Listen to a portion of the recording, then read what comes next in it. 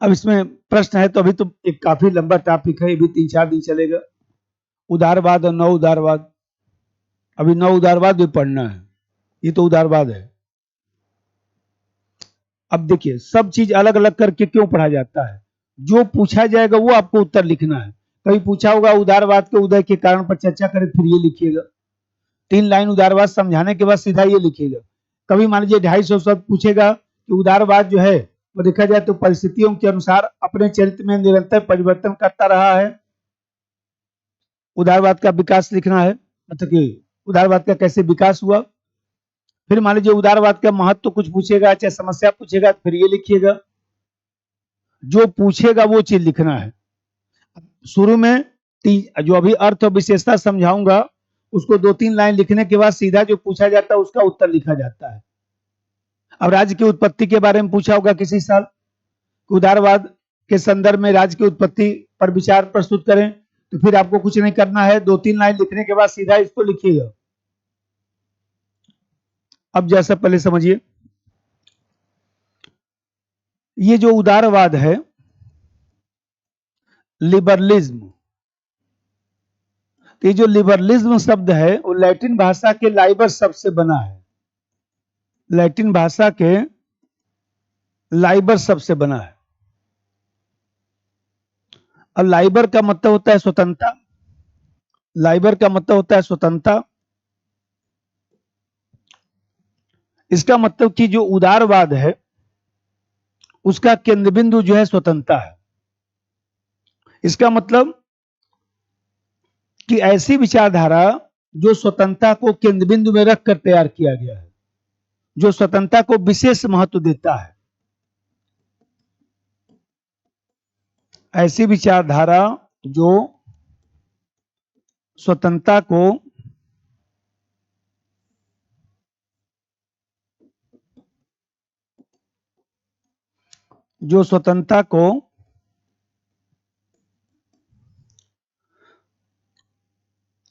केंद्र बिंदु मानता है, स्वतंत्रता को केंद्र बिंदु मानता है।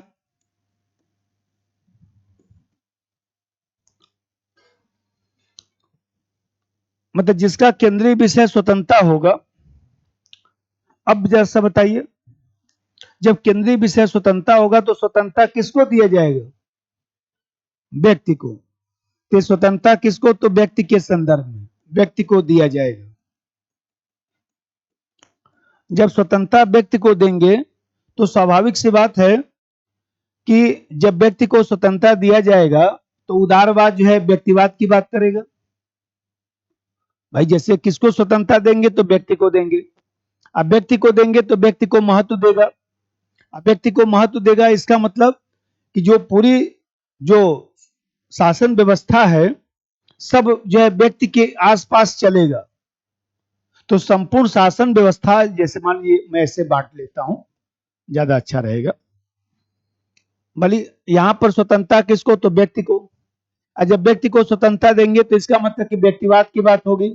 अब व्यक्तिवाद का मतलब हुआ कि कहीं न कहीं व्यक्ति को जो है केंद्र बिंदु मानकर सब विचार दिया जाएगा। व्यक्ति को जो है यहाँ पर साध्य माना जाएगा कि साधन? साध्य। तो यहाँ पर देख रहे हैं कि ऐसी विचारधारा है जहां पर व्यक्ति को साध्य माना जाता है। साध्य माना जाता है। अब व्यक्ति को साध्य माना जाएगा, व्यक्ति की विवेकशीलता में विश्वास किया जाएगा। व्यक्ति की विवेकशीलता में विश्वास, व्यक्ति की विवेकशीलता में विश्वास।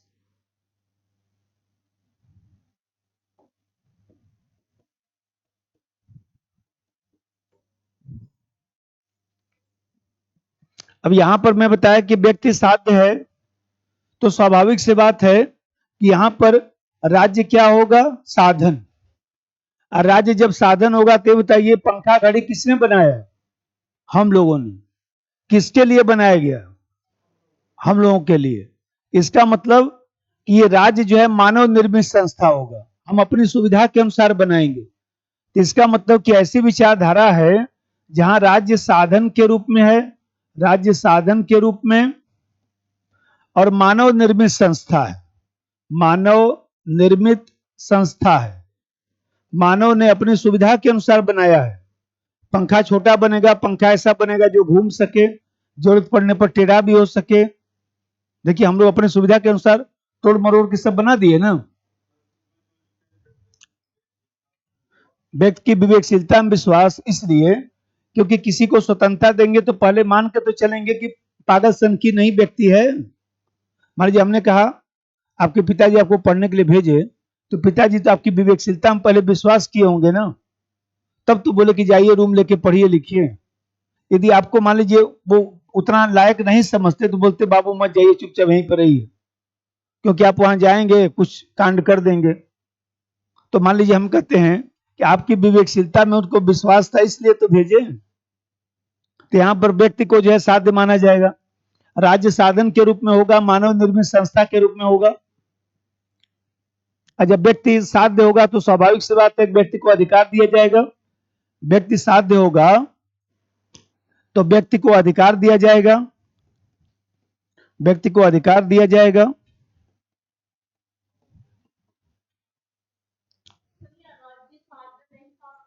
राज्य साधन है, इसका मतलब कि राज्य हम लोगों के लिए बनाया गया है, राज्य के लिए हम कुर्बानी नहीं देंगे,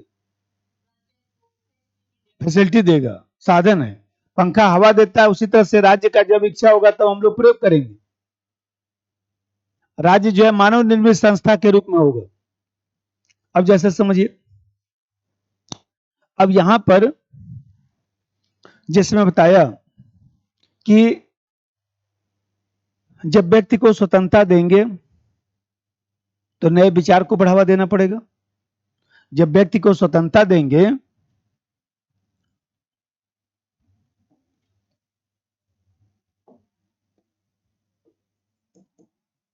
व्यक्ति को स्वतंत्रता देने से नए विचारों को बढ़ावा, नए विचारों को बढ़ावा, खोज अनुसंधान को बढ़ावा, खोज आबलिक अनुसंधान,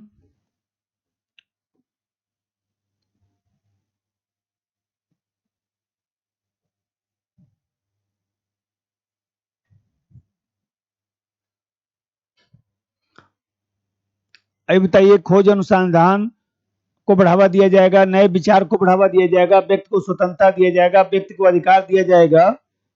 तो ये सब चीज कहां चल सकता है? लोकतंत्र में। इसका मतलब कि लोकतांत्रिक शासन प्रणाली में विश्वास करेगा, लोकतांत्रिक शासन प्रणाली में विश्वास, लोकतांत्रिक शासन प्रणाली में विश्वास।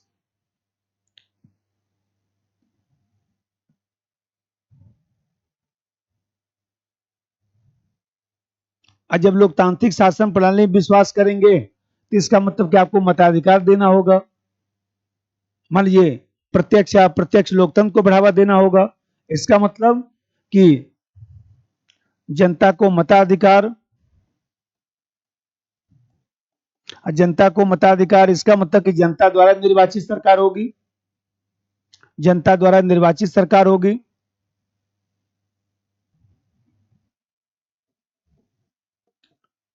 जनता द्वारा निर्वाचित सरकार।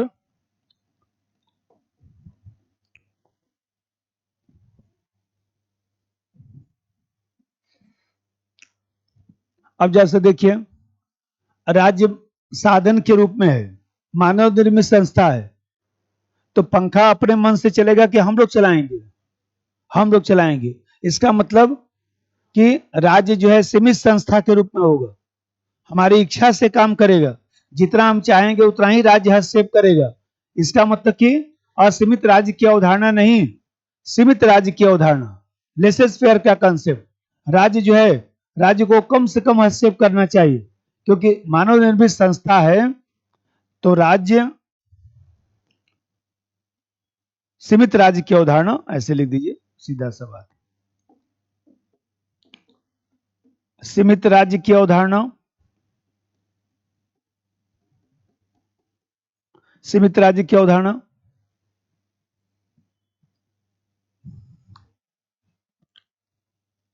बीए में पढ़ने में और हम लोग के सिलेबस पढ़ने में यही डिफरेंस है। बीए में भी उदारवाद पढ़े होंगे। बीए में अभी मैं पढ़ाता तो क्या बोलता, आते पहले लाख का 3 स्टेटमेंट बोलता, लास्की का 2 स्टेटमेंट बोलता, ग्रीन का बोलता, और फिर स्टेटमेंट से सीधा आपका परिभाषा शुरू कर देता। लेकिन आईएएस में ऐसा क्वेश्चन नहीं आता है, और आईएएस वाला क्वेश्चन यदि बीए में पूछ देगा तो सोचिए 10% लोग पास नहीं होंगे, क्योंकि समझ में ही नहीं आएगा। यहाँ आईएएस में ये पढ़ना है कि उदारवाद आपको कितना समझ में आए। अब बीए में पढ़ाया जाता है कि लास्की उदारवाद के बारे में क्या कहता है, हमको कुछ पता चले चाहे मत पता चले। लाक ने उदारवाद के बारे में क्या कहा, बेंथम ने क्या कहा, लास्की ने क्या कहा, वो लिखना जरूरी है। इसलिए देखिए कोई स्टेटमेंट नहीं बोला, कोई किताब नहीं बोला, क्योंकि उदारवाद समझा रहा हूं कि उदारवाद होता क्या है, उदारवाद कैसी विचारधारा है। अभी बताइए, व्यक्ति की स्वतंत्रता मिलेगी, सोच के बताइएगा आप ही। व्यक्ति की स्वतंत्रता मिलेगी तो अंतर्राष्ट्रीयतावाद में विश्वास करेगा, अंतर्राष्ट्रीय शांति में विश्वास करेगा कि नहीं करेगा। इसका मतलब व्यक्ति की स्वतंत्रता रहेगी तो व्यक्ति की स्वतंत्रता कब चलेगी, जब अंतर्राष्ट्रीय शांति हो, अंतर्राष्ट्रीय स्तर पर सौहार्द हो। इसीलिए यह अवधारणा जो है अंतर्राष्ट्रीय शांति और सौहार्द की बात करता है।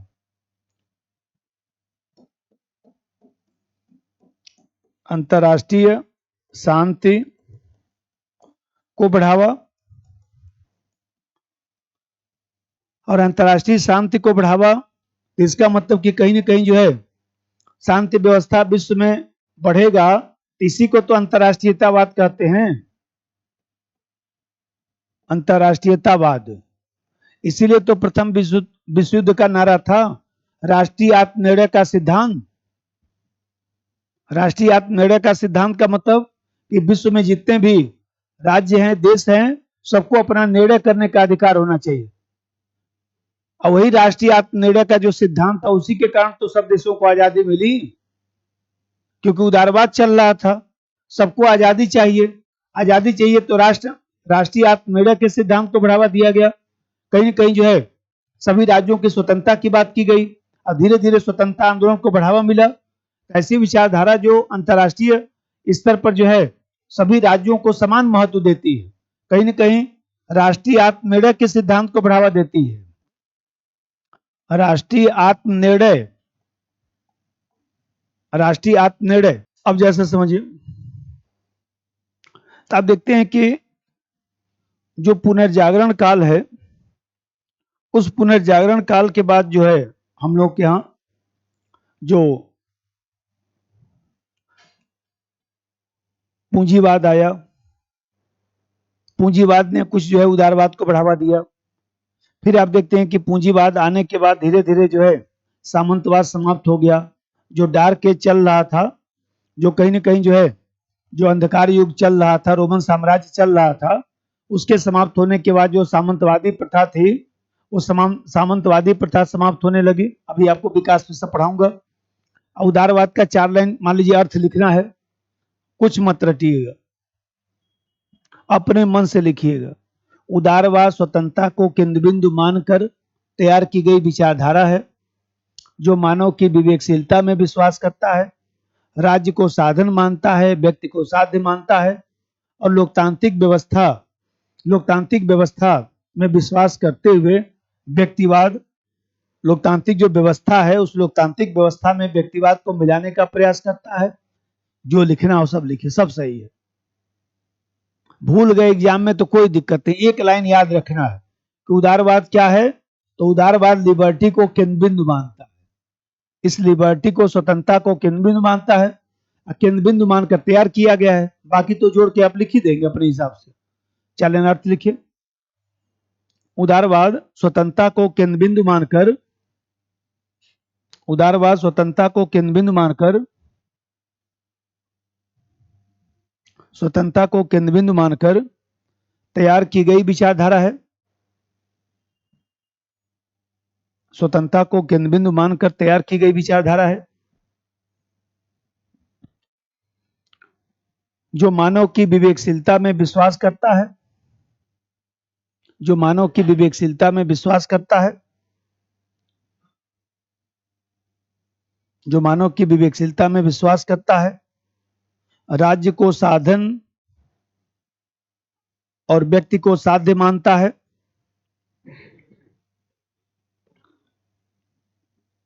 राज्य को साधन और व्यक्ति को साध्य मानता है। लोकतांत्रिक व्यवस्था में व्यक्तिवाद को मिलाने का प्रयास करता है।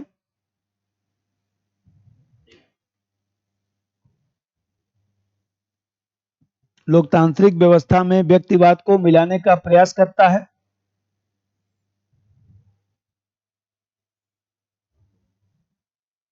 व्यक्तिवाद को मिलाने का प्रयास करता है। अब दो चार विशेषता लिखिए। अब पहला बात देखिए, जहां पर मानव की विवेकशीलता में विश्वास करेंगे, जहां पर व्यक्ति को अधिकार देंगे, वहां पर भाग्यवाद की बात नहीं होगी कि भगवान चाहेगा तो मैं आईएएस बन जाऊंगा। भगवान क्या चाहेगा? हम प्रयास करेंगे, बन जाएंगे। इसका मतलब कि मनुष्य स्वयं अपने प्रयास से भाग्य का निर्माण कर सकता है। इसीलिए इसको जो है प्रगतिशील आंदोलन भी कहा जाता है कि मनुष्य में प्राकृतिक शक्ति है। भगवान ने भेजा है तो कुछ प्राकृतिक शक्ति देकर भेजा है, और यदि परिस्थिति मिलेगा तो उस प्राकृतिक शक्ति का प्रयोग करके हम अपने जो है उद्देश्य को प्राप्त कर सकते हैं। भगवान क्या करेगा इसमें? भगवान जाके आपका टिक लगाएगा? अरे हनुमान जी का भी लिमिट है ना, कि हनुमान जी क्या करेंगे? जो अपना सहायता करता है उसी का हनुमान जी सहायता करते हैं। हनुमान जी आपका कॉपी पे लेकर नहीं लिखने ले जाएंगे। वो तो दूसरी बात है कि हम लोग को जो है पूजा पाठ थोड़ा सांत्वना देता है, जानते तैयारी नहीं रहता है तो फिर कहाँ जाने का मन करता है? मंदिर में जाने का मन करता है, क्योंकि वहां थोड़ी शांति मिल जाती है। भगवान अब देख लीजिएगा इस बार तैयारी हो नहीं पाया है, थोड़ा अपने हिसाब से अब देखिए। अब हमारा इसका मतलब कि थोड़ा शांति मिल गई, सांत्वना मिल गया। आपको पता है कि तैयारी नहीं होगा, नहीं मामला, लेकिन वही बात है कि भगवान थोड़ा सांत्वना देता है, थोड़ी तसल्ली मिल जाती है, क्योंकि अब पढ़ाई तो हुई नहीं। नंबर एक, उदारवाद भाग्यवाद का विरोध करता है। पहली विशेषता, उदारवाद भाग्यवाद का विरोध करता है और मानता है कि मनुष्य स्वयं अपने प्रयास से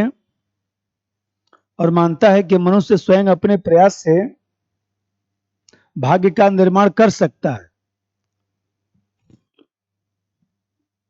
मनुष्य स्वयं अपने प्रयास से भाग्य का निर्माण कर सकता है।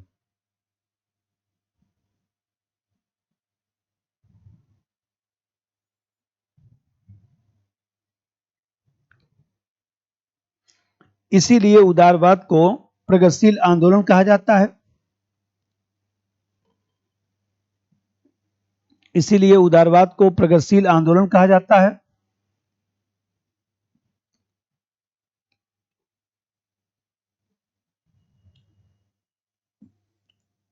दूसरा बात समझिए, अभी बोला हूं कि उदारवाद व्यक्ति के अधिकारों का समर्थन करता है और मानता है, अभी बोला हूं कि प्राकृतिक शक्ति व्यक्ति में है, व्यक्ति को केवल परिस्थिति दीजिए।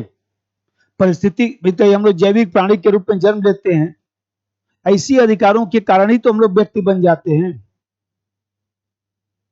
तो इसका मतलब कि उदारवाद का समर्थन, मतलब कि अधिकार का समर्थन करेगा, क्योंकि व्यक्ति को जब साध्य मानेगा तो स्वाभाविक सी बात है उसको अधिकार मिलना चाहिए।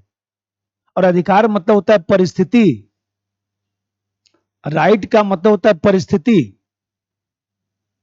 कि सामाजिक राजनीतिक जो जीवन की ऐसी परिस्थिति जिसका लाभ उठाकर व्यक्ति अपने जीवन को अर्थपूर्ण और प्रासंगिक बना सकता है, ऐसी परिस्थितियों को अधिकार कहा जाता है। अनुच्छेद 16 के तहत लिखा गया है कि धर्म, मूल, वंश, जाति, लिंग, जन्म स्थान, वंश क्रम, निवास के आधार पर लोक नियोजन में भेदभाव नहीं होगा। ये तो लिखा गया है। इसका मतलब कि यदि 50 नंबर मेरिट गया है और हमारा 51 नंबर है तो हम सीधे सुप्रीम कोर्ट जा सकते हैं कि हमारा फंडामेंटल राइट का उल्लंघन हो रहा है। हमारा 51 नंबर क्यों नहीं हुआ भाई? तो आप देख रहे हैं कि लोक नियोजन में भेदभाव नहीं होगा, सबको अवसर की समानता दी जाएगी। तो यहां पर ये अधिकार ही तो है, तभी तो आप लोग तैयारी कर रहे हैं। यदि अनुच्छेद नहीं होता तो कोई तैयारी करता? क्योंकि ये अनुच्छेद है कि भाई परीक्षा होगा और कहीं ना कहीं 100 लोगों में 90 लोगों का फेयर सिलेक्शन होगा, ये तो मान के चलिए। 10 सीट के बारे में मैं कुछ नहीं कर सकता, लेकिन हमको जो है 100 सीट में से 1000 सीट आईएएस का निकलेगा तो 50-60 सीट तो मान लीजिए इधर उधर जो भी हो जाए। लेकिन ये ध्यान रखिए कि इसमें से 900 लोगों का फेयर सिलेक्शन होता है और हमको 1 सीट चाहिए, क्योंकि संविधान में मूल अधिकार में हमारे लिए अवसर की समानता की बात की गई है। तो ये जो राइट है, जो परिस्थिति है, उसका ये समर्थन करता है। नंबर 2, उदारवाद व्यक्ति के अधिकारों का समर्थन करता है। उदारवाद व्यक्ति के अधिकारों का समर्थन करता है और मानता है कि परिस्थितियों के कारण ही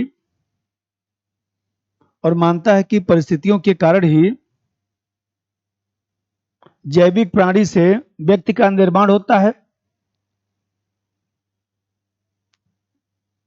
परिस्थितियों के कारण ही जैविक प्राणी से व्यक्ति का निर्माण होता है।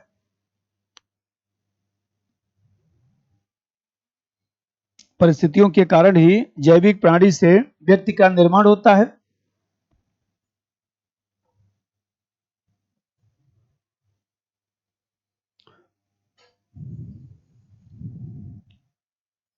अब जा देखिए, ये बताइए, ये वैज्ञानिकता में भी तो विश्वास करेगा। अभी बोला हूं कि जब व्यक्ति की स्वतंत्रता में विश्वास करेगा, नया विचार आएगा, खोज अनुसंधान होगा, विवेकशील प्राणी है, तो ये वैज्ञानिकता में भी विश्वास करता है कि हर चीज का कोई कारण होना चाहिए। कारणवाद में विश्वास करेगा। अब कारणवाद में विश्वास करेगा तो बताइए कि भाई जो धर्म है, धर्म का राज्य में हस्तक्षेप नहीं होना चाहिए।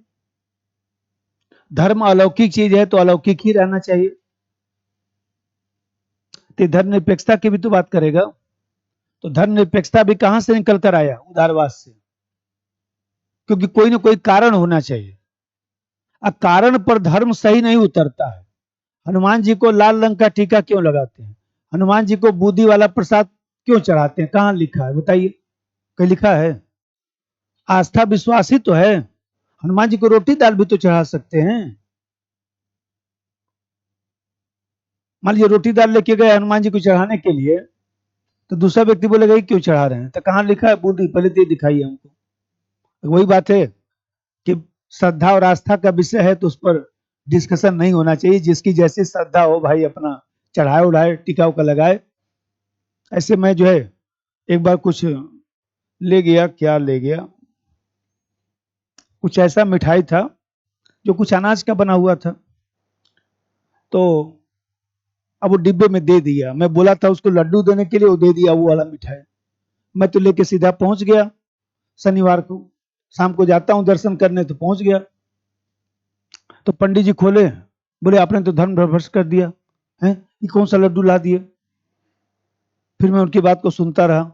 फिर मैं बोला हमको पंडित जी, हमको, मैं बैठ रहा हूं, आज हमको आप दिखाइए कि कहाँ लिखा हुआ है कि कौन सा लड्डू चढ़ेगा, क्योंकि आप भी काफी विद्वान व्यक्ति हैं, आज शास्त्रार्थ होगा, मैं भी खाली व्यक्ति हूँ। फिर पंडित जी बोले कह रही नहीं नहीं ये नहीं कर रहा हूँ। आगे चढ़ाइए महाराज, चुपचाप चढ़ाइए। हनुमान जी को भी बस वही बूंदी खिलाते खिलाते वो भी बेचारे परेशान चल रहे होंगे, उनको भी कुछ ढंग का खिलाइए आज। तो अब देख रहे हैं, मान लीजिए ये धर्मनिरपेक्षता की बात करेगा। धर्मनिरपेक्षता को बढ़ावा, धर्मनिरपेक्षता को बढ़ावा। तो अब लिखिए अगली विशेषता, यह विचारधारा धर्मनिरपेक्षता का समर्थन करता है। यह विचारधारा धर्मनिरपेक्षता का समर्थन करता है और मानता है कि धर्मनिरपेक्षता का समर्थन करता है और मानता है कि राज्य का कोई धर्म नहीं होना चाहिए। राज्य का कोई धर्म नहीं होना चाहिए।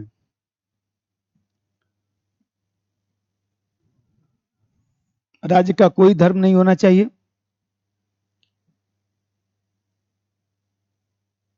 मानव का कल्याण और वैज्ञानिक प्रगति का विकास होना चाहिए। मानव का कल्याण और वैज्ञानिक प्रगति का विकास होना चाहिए।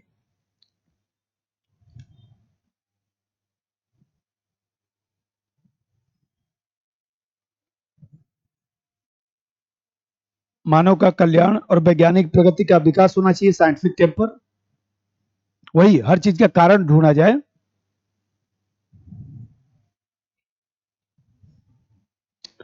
और अभी बताया कि ये जो है राष्ट्रीय आत्मनिर्णय के सिद्धांत को मान्यता देता है।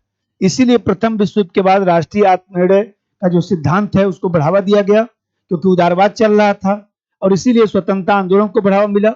यदि उदारवाद नहीं होता तो स्वतंत्रता आंदोलन को भी बढ़ावा नहीं मिलता और आज तक देश गुलाम ही रह गए होते। वो तो कॉन्फ्लिक्ट हो गया कि एक तरफ उदारवाद को बढ़ावा दिया जा रहा है, दूसरी तरफ जो है साम्राज्यवाद को बढ़ावा दिया जा रहा है, दोनों मेल खाता नहीं। इसलिए धीरे धीरे अंग्रेज भी समझ गए थे। प्रथम विश्व युद्ध के बाद, द्वितीय विश्व युद्ध के बाद आते आते अंग्रेज भी समझ गए कि अब आजादी देनी ही पड़ेगी। तभी तो चर्चिल ने, आपको ध्यान होगा कि जब चर्चिल ने जो है, उस समय रूजवेल्ट साहब थे, तो उनसे पूछा कि अमेरिका से, ब्रिटेन ने पूछा कि क्या करना चाहिए भारत के संदर्भ में। अमेरिका ने कहा कि आजाद करो, अब तुम्हारे बस की बात नहीं है, तुम छोटे से देश हो, अब हो गया तुम्हारा साम्राज्यवाद, तुम्हारे बस की बात अब नहीं है सबको कंट्रोल करना, अब चुपचाप वहां से निकलो, बहुत हो गया तुम्हारा साम्राज्यवाद उपनिवेशवाद। क्योंकि परिस्थिति बदल गया था, अमेरिका को पता था कि हम भी इसका समर्थन नहीं कर सकते साम्राज्यवाद का, क्योंकि हम भी गुलाम रहे हैं। अमेरिका भी तो ब्रिटेन का गुलाम था, तो भी गुलाम था, तो उसके मन में था कि क्या ये सब हम कहां से बोल सकते हैं कि नहीं साम्राज्यवाद चलेगा। अमेरिका ने तो समर्थन किया नहीं इसका, अब ब्रिटेन अकेला पड़ता चल गया। अब फिर परिस्थिति बदल गया था। अब परिस्थिति बदल गया था कि ब्रिटेन छोटा सा देश है, वो विश्व को गुलाम अब नहीं बना सकता है। तभी तो अमेरिका को ब्रिटेन ने आगे बढ़ाया। अब ब्रिटेन ने कहा कि भाई देखिए, हम तो नहीं अब सबको कंट्रोल कर सकते हैं, लेकिन आप कर सकते हैं। तो अमेरिका ने कहा ठीक है। अब देखिए, अमेरिका ने परमाणु बम बनाया, अमेरिका ने जो है वो गैट की स्थापना करवाया, वही डब्ल्यूटीओ में कन्वर्ट हुआ। अमेरिका ने यूएनओ बनवाया, अमेरिका ने आईएमएफ, वर्ल्ड बैंक बनवाया। ये बताइए, विश्व में देखा जाए तो बताइए, इंटरनेट का जन्मदाता कौन? तो अमेरिका। ये बताइए, आज जो धर्मनिरपेक्षता की बात करते हैं, इसका जन्मदाता कौन? तो अमेरिका। लिखित संविधान के जन्मदाता कौन? तो अमेरिका। अध्यक्षीय प्रणाली का जन्मदाता अमेरिका, प्रस्तावना का जन्मदाता अमेरिका। तो आप देख रहे हैं, अमेरिका वैसे थोड़े ना शक्तिशाली देश माना जाता है, हर तरीके से शक्तिशाली है ना। ये बताइए, अर्थव्यवस्था, जितना घाटा दिखाता है उतना भारत का बजट बनता है, यह है अर्थव्यवस्था। जितना घाटा दिखा देता है कि इतना घाटा हो गया, उतना ही बजट हम लोग का बनता है। भले कहते रहिए कुछ भी, जो व्यवहार में उसको स्वीकार करिए। कोरोना के बाद अमेरिका का क्या बिगड़ गया? कुछ नहीं बिगड़ा। हम लोग अभी तक परेशान आत्मा की तरह टहल रहे हैं, है कि नहीं? तो ये सोचिए कि वो अमेरिका का सब आर्थिक व्यवस्था से लगाए सामाजिक व्यवस्था मेल्टिंग स्पॉट है। सोचिए, जो लोग जाता है सब लोग अमेरिकन बन जाता है। चाहे अफ्रीका का व्यक्ति बताइए, ओबामा साहब के पिताजी मुस्लिम ही तो थे। कहाँ के? अफ्रीका, कहाँ अफ्रीका के किसी देश के थे, उनकी माता जी जो है अमेरिकन थी। तो सोचिए, वहां पर हिंदू, मुस्लिम, सिख, ईसाई, बौद्ध सब अमेरिकन है, कोई लेना देना नहीं। कभी धर्म के आधार पर वहां संघर्ष देखे हैं अमेरिका में? कुछ नहीं, क्योंकि ये सब पिछड़े देशों की निशानी है। जो हम लोग खाना खाने को लेकर कि क्या आप खाएंगे, भैंस का मांस खाएंगे कि आलू खाएंगे, टमाटर खाएंगे, इसी में परेशान चल रहे हैं। अरे जिसको जो खाना हो खाने दीजिए, जिसको जो इच्छा हो खाने दीजिए, काहे लिए परेशान हो। तो यहां देख रहे हैं कि धर्मनिरपेक्षता। एक अगला पॉइंट लिखिए, यह विचारधारा आत्मनिर्णय के अधिकार को मान्यता देता है। यह विचारधारा आत्मनिर्णय के अधिकार को मान्यता देता है।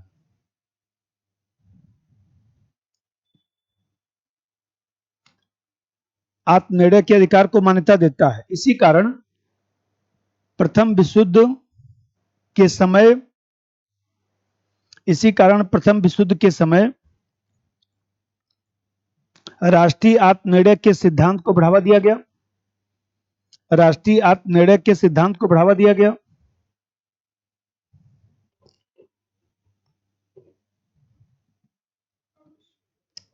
राष्ट्रीय आत्मनिर्णय के सिद्धांत को बढ़ावा दिया गया। राष्ट्रीय आत्मनिर्णय के सिद्धांत को बढ़ावा दिया गया।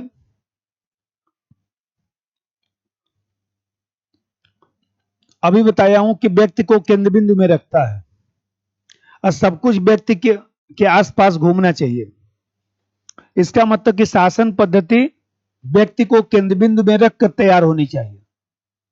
और शासन पद्धति जब व्यक्ति को केंद्र बिंदु में रख के तैयार करेंगे तो कौन सी शासन पद्धति बनेगी? लोकतांत्रिक शासन पद्धति। इसीलिए उदारवादी लोकतंत्र की बात की जाती है कि कहीं ना कहीं डेमोक्रेसी में ही व्यक्ति की स्वतंत्रता रह सकती है। अगला पॉइंट, शासन पद्धति व्यक्ति को केंद्र में रखकर बनाई जाए। शासन पद्धति व्यक्ति को केंद्र में रखकर बनाई जाए। व्यक्ति को केंद्र में रखकर बनाई जाए।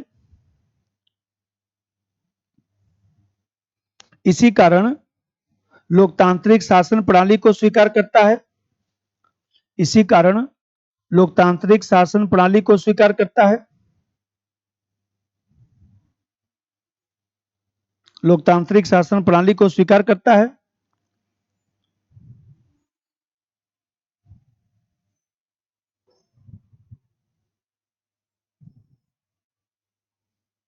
जिसमें जनता की भागीदारी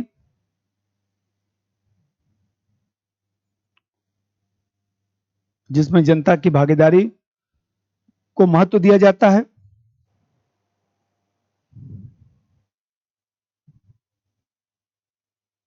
जिसमें जनता की भागीदारी को महत्व दिया जाता है। ठीक है।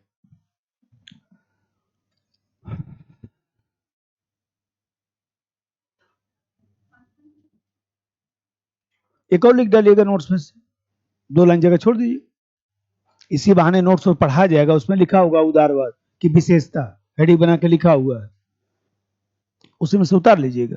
उसी नोट्स में होगा, लाइए दिखाएं, नोट्स है, उसी में से उतार लीजिएगा। और जो समझ में आए वो लिखना चाहिए, हमेशा ध्यान रखिए। ये नहीं कि जो मैं लिखा हूं सब उतारना शुरू कर दिए। इतना ही पढ़ लेंगे बहुत है। अभी बोल रहा हूं, अभी तो विश्वास होगा नहीं। अभी 26 तारीख को 27 तारीख को जब पेपर होगा तो कॉपी लेके मिला लीजिएगा। अभी लोग पहले से पढ़े हैं ना, इंडियन थिंकर, वेस्टर्न थिंकर, जो भी कुछ पढ़े हैं, कॉपी लेकर आइएगा, यहीं पर क्लास में मिलाइएगा, घर पे नहीं। सुन लीजिए, आप लोग जीएस पढ़ते होंगे कहीं पर, कोई टीचर आपसे नहीं बोलेगा कॉपी लेके आइएगा, क्लास में मिलवाऊंगा क्वेश्चन। हम बोलते क्लास में लेके आइएगा, क्लास में मिलाइएगा। कुछ मैं जब छोड़ूंगा नहीं तो कहां से क्वेश्चन पूछेगा? सब पढ़ा दूंगा। यदि इस फील्ड में टीचर चाह जाए कि सब पढ़ा दूंगा ना, तो सब पढ़ा ही डालेगा। ये उदारवाद जो है 8 नंबर टॉपिक में लिखा होगा, क्योंकि उदारवाद तो अभी पहले समझाऊंगा तब ना।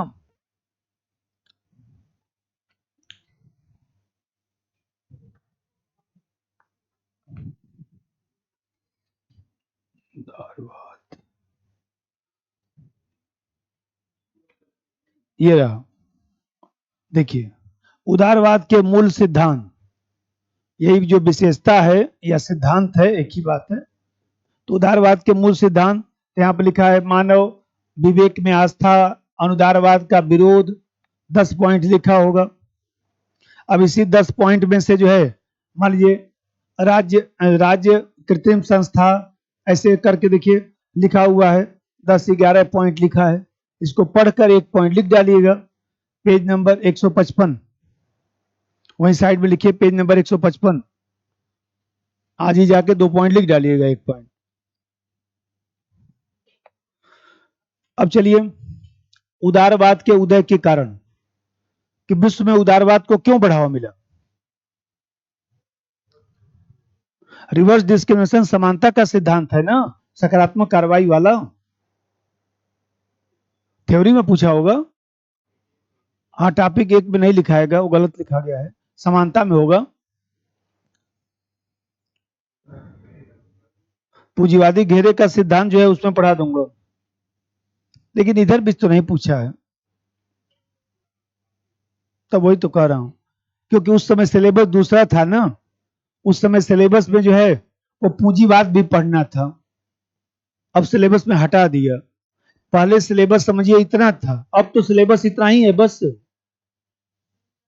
बहुत ज्यादा 56 थिंकर थे, हम लोग 56 थिंकर पढ़े हुए हैं, 56। अब आप लोग कुल मिला के कितने थिंकर पढ़ते हैं? 12-14 बस। सोचिए 56 थिंकर हम लोग पढ़ते थे, दिमाग पगला जाता था। राम मनोहर लोहिया, डॉक्टर अंबेडकर से लगाए जितना सोच सकते हैं, जेपी तक, नेहरू तक, सब। कभी दिखाऊंगा, 3 कॉपी बनी हुई है। अब तो हटा दिया ना उसको, 6 इधर है और 7-8 उधर है बस। और वो भी आप लोगों के जो एथिक्स में काम करेगा।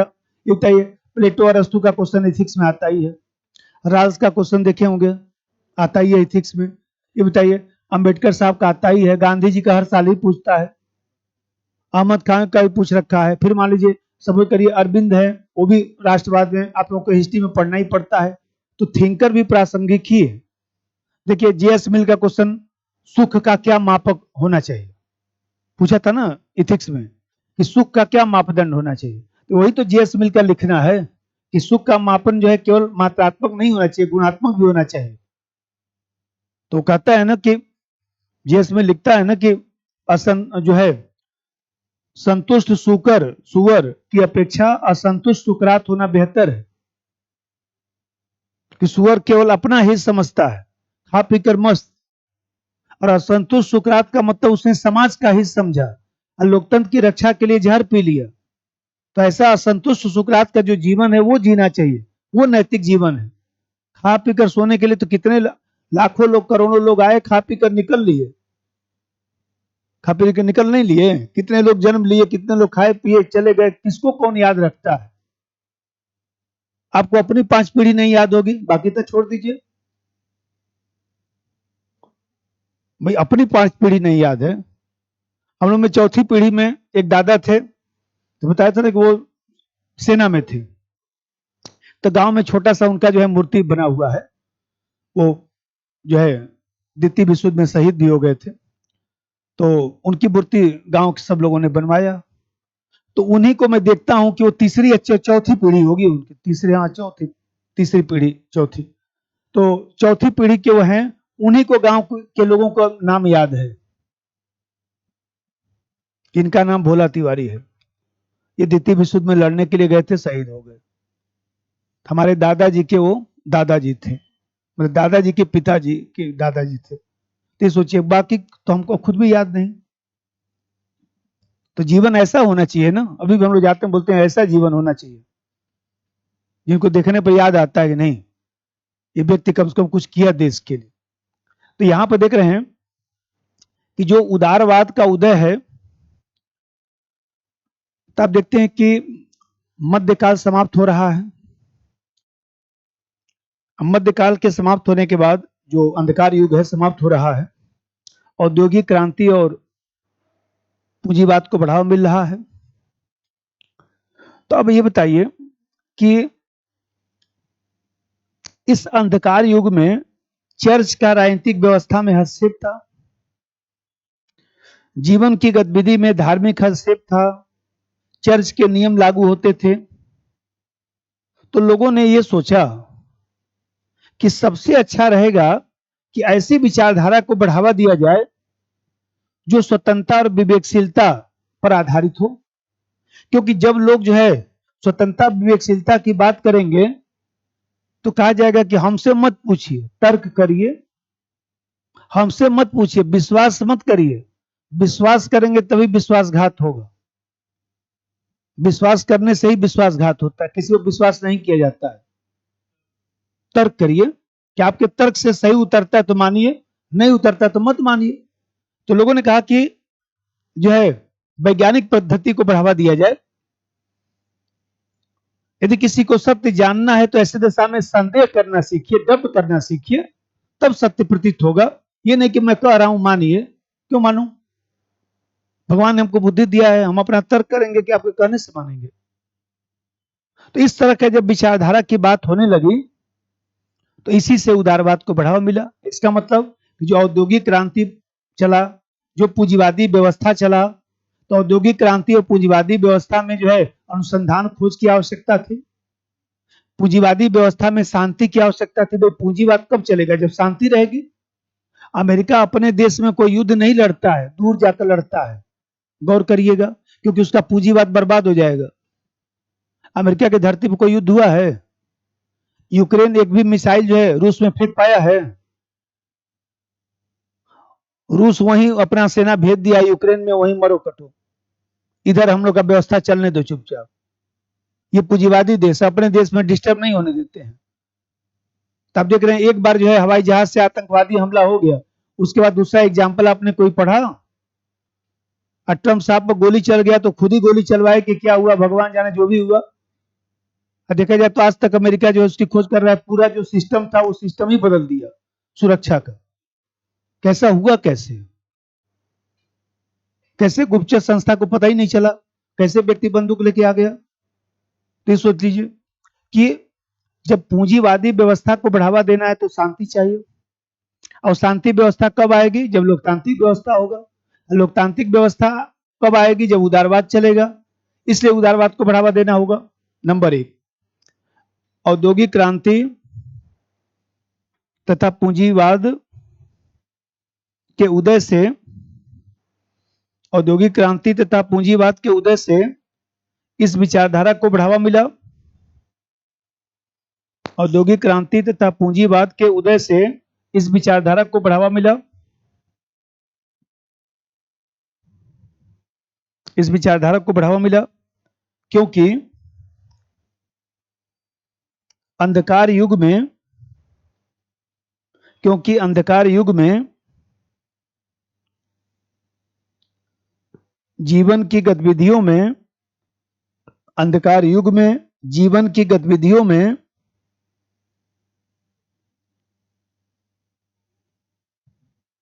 धार्मिक नियम ब्रैकेट में चर्च, धार्मिक नियम ब्रैकेट में चर्च ब्रैकेट बंद, धार्मिक नियम का व्यवस्था में हस्तक्षेप था। धार्मिक नियम का व्यवस्था में हस्तक्षेप था।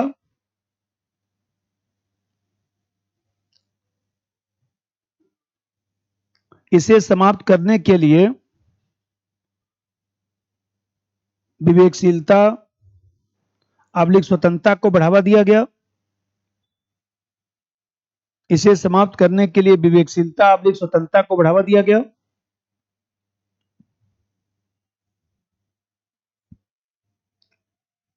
जिससे उदारवाद का जन्म हुआ।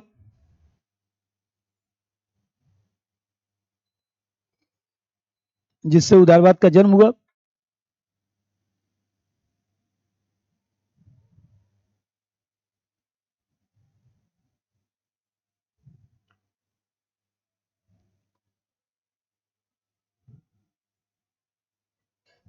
दूसरा बात देखिए, अभी जो बता रहा था पुनर्जागरण, जो रेनेसा है, पुनर्जागरण ने उदारवाद को बढ़ावा दिया क्योंकि मध्यकाल में, अंधकार युग में पारलौकिक दृष्टिकोण को अपनाया जाता था।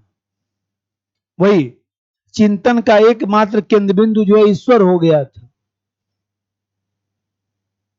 जो प्रगति को बाधित कर रहा था। लोग केवल विश्वास, श्रद्धा, आस्था पर ही बल देते थे कि भगवान की नहीं इच्छा है कि मैं अधिकारी बनूं, इसीलिए मैं बन नहीं पाया, मैं दिल्ली से वापस आ गया। भगवान की इच्छा अपना नहीं बताएंगे, अपनी भी कुछ कमी थी। देखिए लोग आ रहे हैं दिल्ली में, देखिए 2 साल, 2.5 साल, 3 साल में कोर्स खत्म होता है, 3 साल के में कोर्स खत्म करके फिर चले जा रहे हैं। 90% लोग तो वापस ही जा रहे हैं, जाके गांव में अपना बता रहे हैं कि कोई बन नहीं रहा है, हम तो सबसे बड़े कोचिंग में करके आए हैं। और उससे अच्छा कोचिंग कोई हो ही नहीं सकता है कि जब मैं नहीं बना तो क्या कोई बनेगा। अपनी गलती नहीं मानेंगे कि हमको ढंग से कुछ आता नहीं।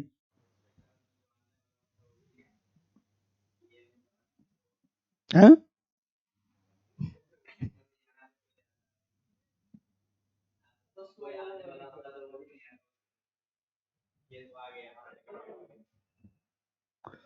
हाँ, जैसे अब हुआ क्या कि जो पारलौकिक जो दृष्टिकोण है, तो उस पारलौकिक दृष्टिकोण की बात होती थी, सिर्फ ईश्वर की बात होती थी। तभी बताऊं कि हनुमान जी का एक लिमिट है ना, कितना हनुमान जी सहायता करेंगे, दो चार क्वेश्चन की सहायता करेंगे, 5 क्वेश्चन की पूरा पेपर ही सॉल्व करा देंगे। इससे विश्वास और श्रद्धा आस्था जो चल रहा था, उसके कारण जो है प्रगति बाधित हो रही थी, कुछ विकास तो हो नहीं रहा था। तो लोगों को लगा कि हम लोग को एक ऐसा वैचारिक आधार तैयार करना चाहिए जिससे नया विचार आए, नया सोच आए।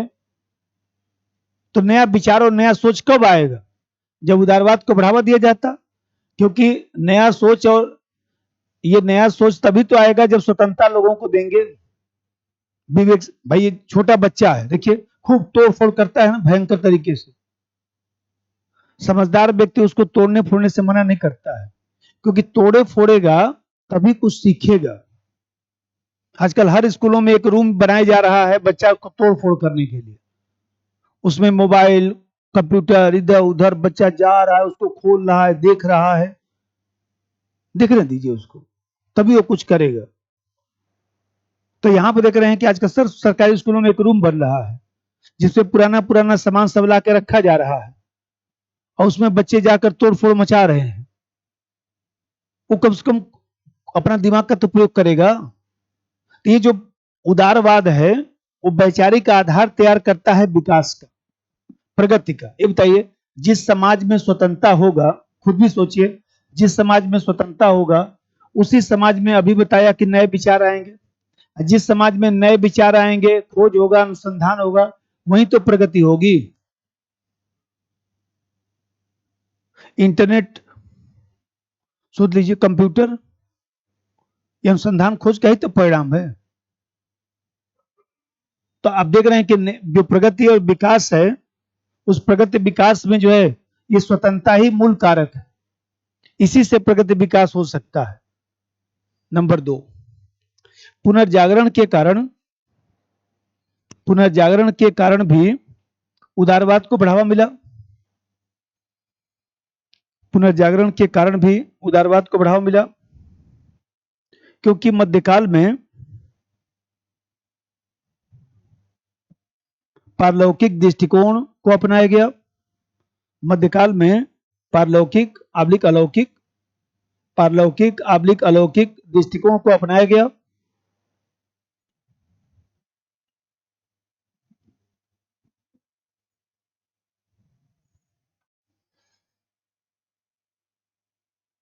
पारलौकिक दृष्टिकोण को अपनाया गया और चिंतन का केंद्र बिंदु ईश्वर था। चिंतन का केंद्र बिंदु ईश्वर था।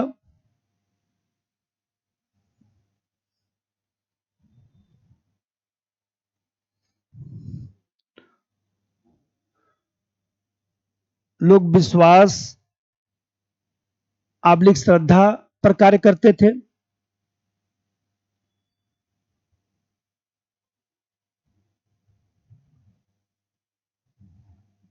जिससे विकास बाधित होने लगा।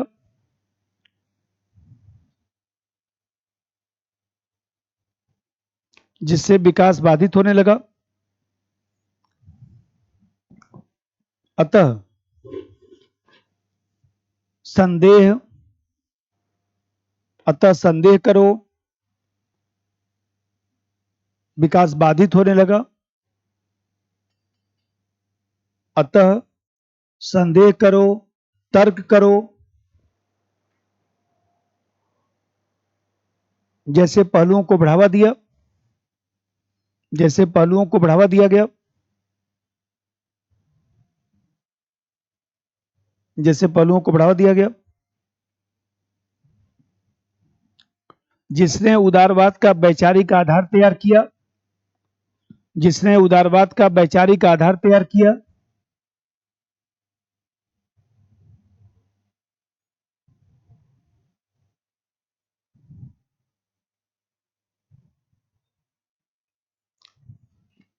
अब जा देखिए, तो ये जो वैचारिक आधार था, जो अभी बता रहा था, विश्वास मत करिए, विश्वास करेंगे तो विश्वासघात हो सकता है, तर्क करिए।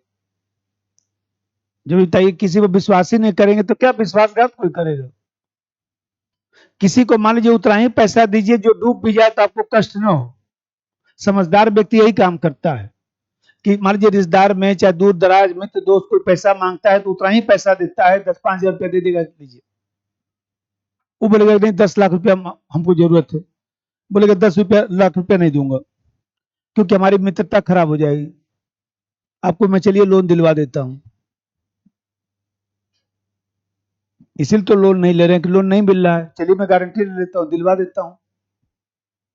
मैं नहीं दूंगा क्योंकि हमारा आपका संबंध खराब हो जाएगा। 10-5 हजार लेना हो अभी दे देता हूं, जाइए मस्ती के साथ रहिए, क्योंकि मैं आपसे मांगूंगा ही नहीं। तो मान लीजिए हमें कहते हैं, वो ठीक कर रहा है ना, बुरा तो लग रहा है लेकिन है तो सही बात वास्तविकता। तो यहाँ पे देख रहे हैं कि उस समय ये सब जो चर्च और विश्वास ये सब चल रहा था, तो लोगों ने कहा कि यदि सत्य जानना चाहते हो तो तर्क करो, संदेह करो, विश्वास मत करो। अब तीसरा चीज समझिएगा, उदारवाद के उदय के पीछे जो है तीसरा कारक ये था कि जैसे उस समय धर्म सुधार आंदोलन चल रहा था, हिस्ट्री में ये सब पढ़ते होंगे आप लोग, वर्ल्ड हिस्ट्री में धर्म सुधार आंदोलन चल रहा था। इस धर्म सुधार आंदोलन ने भी जो है उदारवाद को बढ़ावा दिया, क्योंकि मार्टिन लूथर धर्म सुधार आंदोलन को बढ़ावा दिया। तो मार्टिन लूथर ने यह कहा कि भाई एक तरफ व्यक्ति दूसरी तरफ ईश्वर, व्यक्ति और ईश्वर को मिलाने में किसकी भूमिका थी? पोप की। जो पंडित जी लोग जो है ईश्वर से हम लोग को मिलवाते हैं ना, क्या ये पूजा पाठ करवा दें, ऐसे ऐसे करेंगे तो ठीक रहेगा, हम अपना पूजा खुद ही कर लेंगे। तो मान लीजिए हम कहते हैं यही चीज हुआ कि मार्टिन लूथर ने कहा कि बताइए, आप कह रहे हैं कि ईश्वर ने आपको बनाया है, फिर आप में और ईश्वर के मध्य मध्यस्थता का क्या मतलब है? पोप क्यों मध्यस्थता करेगा? व्यक्ति स्वयं अपने प्रयास से ईश्वर की कृपा प्राप्त कर सकता है, धार्मिक स्वतंत्रता होनी चाहिए। जिसकी बताइए, ईश्वर को प्राप्त करने का कोई एक साधन थोड़ी ना है। हम लोग क्या देखिए, भक्ति मार्ग भी है, ज्ञान मार्ग भी है, कर्म मार्ग भी है, तीनों मार्ग है। ऐसा नहीं है कि कोई मार्ग खराब है। ईश्वर को प्राप्त करने के लिए भक्ति ही केवल करना जरूरी नहीं है, अपना कर्म भी सही होना चाहिए। कर्म मार्ग से भी ईश्वर से मिलन आपका हो सकता है। तो जब मार्टिन लूथर ने कहा कि ईश्वर से कृपा प्राप्त करने के लिए इस पोप की आवश्यकता नहीं है, हम ईश्वर की औलाद हैं, संतान हैं, और डायरेक्ट हम ईश्वर से अपना बातचीत कर लेंगे, ईश्वर का हम जो है वो देखा जाए तो ईश्वर की भक्ति कर लेंगे। और इस तरह से जो है पोप तंत्र जो चल रहा था, जो मीडिएटर में भूमिका निभाते थे, जो भ्रष्टाचार पोप तंत्र फैला रहा था, ईश्वर से मिलाने के लिए जो इधर उधर भ्रष्टाचार करता था, उड़ा दिया, सब समाप्त कर दिया। इसी से तो धर्मनिरपेक्षता को बढ़ावा मिला। भाई जिसकी इच्छा हो, बताइए, सब लोग अगरबत्ती दिखाता है पूजा में? नहीं ना। कोई अगरबत्ती दिखाता है, कोई रात में सो जाता है, अपना राम राम नाम ले लेता है, प्रभु बस इतने कर सकता हूं। तो यहां पर जो है, जो मार्टिन लूथर था, उसने जो धर्म सुधार आंदोलन को बढ़ावा दिया, जो धर्म में असंगति आ गया था, जो विकृति आ गया था, वो सब हटा दिया। तो इसने उदारवाद को जो है देखा जाए तो थोड़ा गति प्रदान कर दिया। और धार्मिक चक्रव्यूह में जो लोग उलझे हुए थे, उस धार्मिक चक्रव्यूह से बाहर निकल गए। भगवान क्या सोचेगा, ईश्वर क्या सोचेगा, नहीं होता है। जो सही है सही है, ईश्वर क्या सोचेगा। नंबर 3, धर्म सुधार आंदोलन ने भी उदारवाद के विकास में सहयोग किया। धर्म सुधार आंदोलन ने भी उदारवाद के विकास में सहयोग किया, उदारवाद के विकास में सहयोग किया, क्योंकि मार्टिन लूथर ने कहा कि क्योंकि मार्टिन लूथर ने कहा कि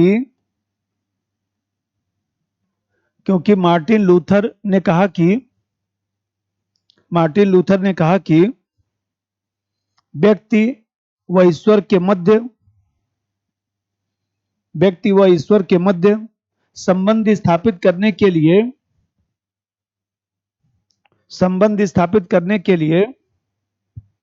व्यक्ति व ईश्वर के मध्य संबंध स्थापित करने के लिए किसी मध्यस्थता की जरूरत नहीं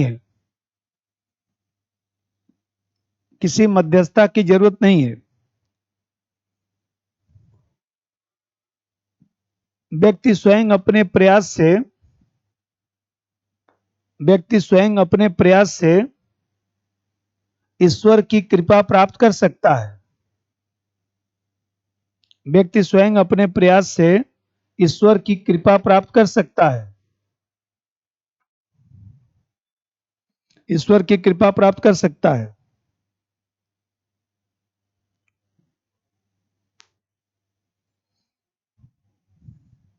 इससे धार्मिक स्वतंत्रता को बढ़ावा मिला, जो बाद में धर्मनिरपेक्षता का आधार बना। इससे धार्मिक स्वतंत्रता को बढ़ावा मिला, जो बाद में धर्मनिरपेक्षता का आधार बना।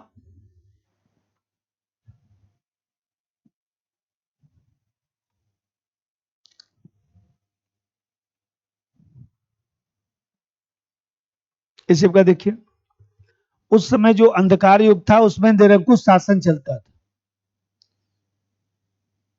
राजतंत्र चलता था, और राजा भी हम लोग को गजब मूर्ख बनाता था।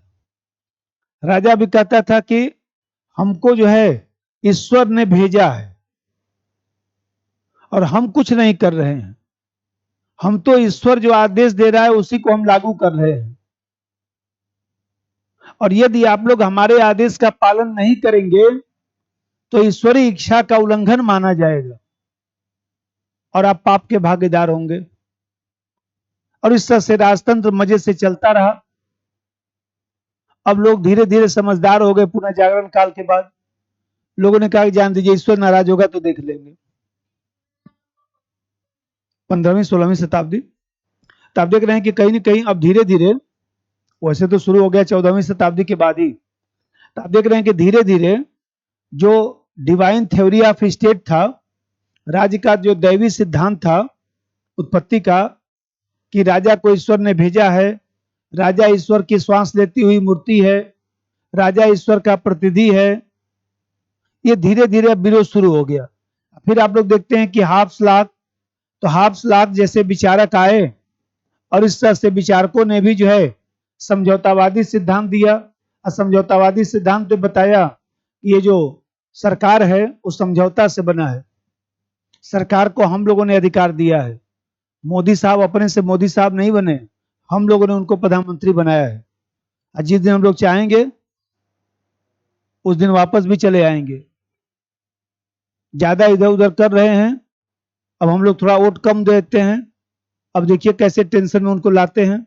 ला दिया ना जनता ने टेंशन में। अब क्यों नहीं खुलकर बोलते हैं? एक भी विधेयक तो नहीं पारित हो पाता है सदन में। क्या कर लेंगे अकेले? कहां पारित हो पा रहा, देख तो रहे हैं। पहले मोदी साहब मतलब राहुल गांधी साहब को बोलने भी नहीं देते थे लोग, अब देखा जाए तो राहुल गांधी साहब बोलते रहते बेचारे। और सुनना पड़ता है, क्योंकि यही हम लोग की इच्छा थी कि अति मत करिए, नहीं तो फिर हम लोग धरातल पर जब इंदिरा गांधी को ला सकते हैं तो आप कौन सी चीज है। तो देखा जाए तो जनता के जब मन में ये हो गया तो जनता ने जो है दैवी सिद्धांत को अस्वीकार कर दिया, असमझौतावादी सिद्धांत को बढ़ावा मिला। इसके कारण भी उदारवाद में जो है जो राजनीतिक विकास है, वो उदारवाद का राजनीतिक विकास हुआ। नंबर 4, निरंकुशतावादी शासन के विरुद्ध प्रतिक्रिया शुरू हुई। निरंकुशतावादी शासन के विरुद्ध प्रतिक्रिया शुरू हुई। निरंकुशतावादी शासन के विरुद्ध प्रतिक्रिया शुरू हुई। हाब्सबर्ग रूसो जैसे हाप्सलाक रूसो जैसे समझौतावादी विचारकों ने हाप्सलाक रूसो जैसे समझौतावादी विचारकों ने हाप्सलाक रूसो जैसे समझौतावादी विचारकों ने राज्य के दैवीय सिद्धांत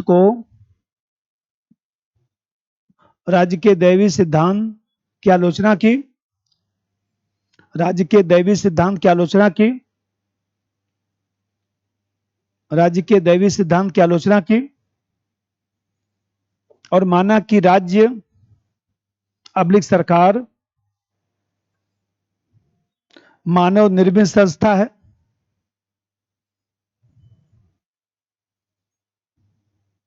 राज्य अब्लिक सरकार मानव निर्मित संस्था है,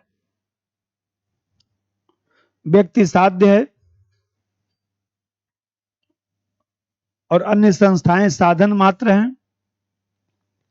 व्यक्ति साध्य है और अन्य संस्थाएं साधन मात्र हैं। इस तरह उदारवाद का राजनीतिक आधार तैयार हुआ। इस तरह उदारवाद का राजनीतिक आधार तैयार हुआ।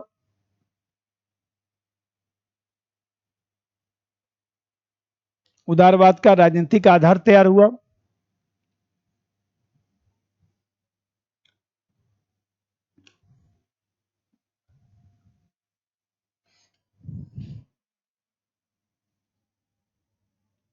इसी का देखिए, अब देख रहे हैं कि उस समय जो सामंतवाद चल रहा था, ये लोग आपस में संघर्ष कर रहे थे।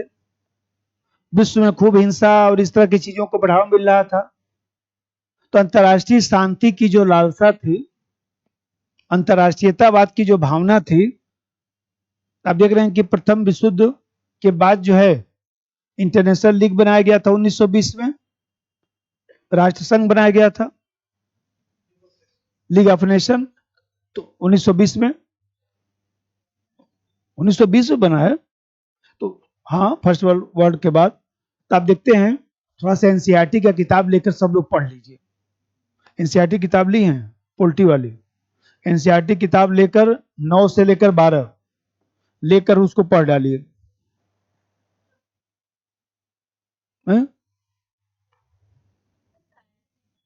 बताता हूं ना, आपको उल्टा सीधा नहीं पढ़ना है। पॉलिटिकल साइंस में कोई किताब खरीदने की जरूरत नहीं है। ये जो आपका नोट्स है, ये 10 किताबों से ही तैयार किया गया है। जो सही बात है वो मैं स्वीकार कर लेता हूं। ये कोई 1-2 साल में नोट्स नहीं तैयार हुआ है, ये 20-22 साल का मेहनत है। धीरे धीरे चीजें इसमें जुड़ती रही हैं। तो ये बताइए, आप 10 किताब पॉलिटिकल साइंस से खरीद के क्या करेंगे? इससे बढ़िया थ्योरी का किताब आपको कोई मिलेगा ही नहीं। जितना ढूंढ डालिए, वेस्टर्न थिंकर आप देख लीजिए, उतना बढ़िया आपको किताब कोई मिलेगा नहीं। तो मैं तो सब किताब ही तैयार कर रखा हूं, इसीलिए हम कोई किताब भी नहीं लिखे। 1-2 किताब लिखे भी थे, 2001-2 में किताब में लिखा था। 8-10 साल चला भी किताब। एक है ना हमारी किताब, वो नहीं देखे हैं? वो एक जो हमारी किताब है पोल्टी वाली, खूब चलती थी, पुराने इलाहाबादी मिलेंगे तो आपको उनके रूम पे रखी होगी। उसका जो है 22,000 प्रति बिका था। 2001 में हमने लिखा था। एक हमारी किताब जो होगी पोल्टी वाली, जो रैक पे रखी होगी, भारतीय राज्य व्यवस्था, तो उसके बाहर पीटी का क्वेश्चन नहीं आता था। एक जमाना था 2001, 2, 3, 4, 11, 12 तक वो किताब चली। फिर मैं बंद कर दिया, जब अपना कोचिंग वोचिंग में खोल लिया तो फिर मैं सब बंद कर दिया। नहीं, अब अच्छा से नोट्स बनवा। ये क्या है? किताब ही तो है, इसी को किताब फार्म में लिखा जाएगा। तो मान लीजिए भाई, आप लोग पढ़ते हैं, इतना पैसा जमा करते हैं, तो कुछ तो स्पेशल होना चाहिए ना चीजें। ये देखिए, ये वाली किताब थी हमारी, तो ये चलती थी उस समय। पीटी का एक भी क्वेश्चन इधर उधर नहीं आता था। अब थोड़ा सा ये है कि मेरे पास टाइम होता नहीं तो मैं इसको जो है वह रिवाइज करता। मौलिक किताब थी। पुराने इलाहाबादी मिल जाएंगे जो 2005, 6, 10 12 के आसपास जो ISPCS बने होंगे, खूब किताब बिकती थी। अब टाइम तो मिलता नहीं। अब जैसे देखिए, तो ये जो अंतर्राष्ट्रीय शांति और अंतर्राष्ट्रीयतावाद की बात होती थी, इसके कारण भी उदारवाद को बढ़ावा दिया गया। अगला पॉइंट लिख दीजिए। अंधकार युग में अंधकार युग में अंधकार युग में सामंतवादी प्रथा के कारण अंधकार युग में सामंतवादी प्रथा के कारण संघर्ष की प्रवृत्ति थी। संघर्ष की प्रवृत्ति थी। संघर्ष की प्रवृत्ति थी, जिससे शांति प्रभावित हो रही थी। जिससे शांति प्रभावित हो रही थी।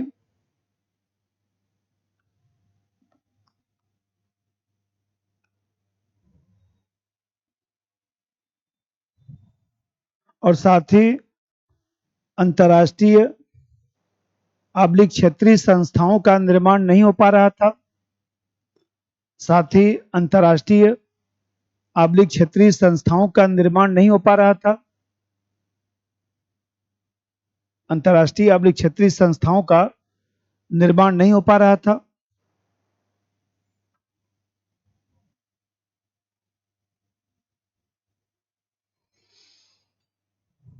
अतः अंतर्राष्ट्रीयतावाद की भावना मजबूत करने के लिए उदारवाद को बढ़ावा दिया गया।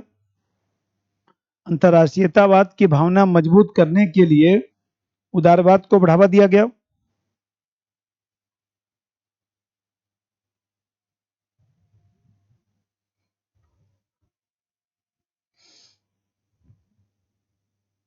ठीक है, एक और लिख डालिएगा। 3-4 हो गया ना, बस बस बहुत है। अब चलिए उसमें जो है, अब इसका एक पहले विश्लेषण किया जाए। उदारवाद का महत्व। उदारवाद का महत्व।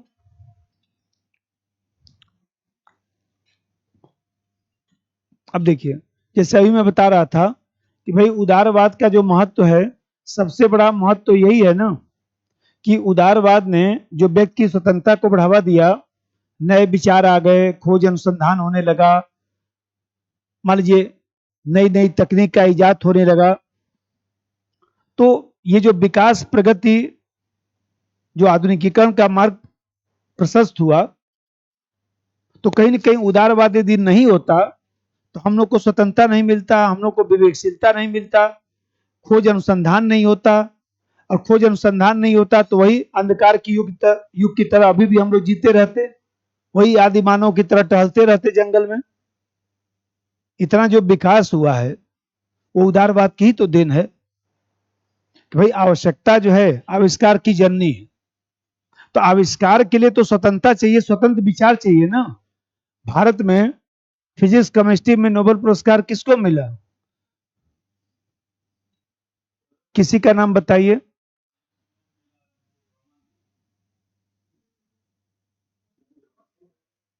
सीवी रमन आजादी के पहले मिला था ना, आजादी के बाद बताइए कुछ।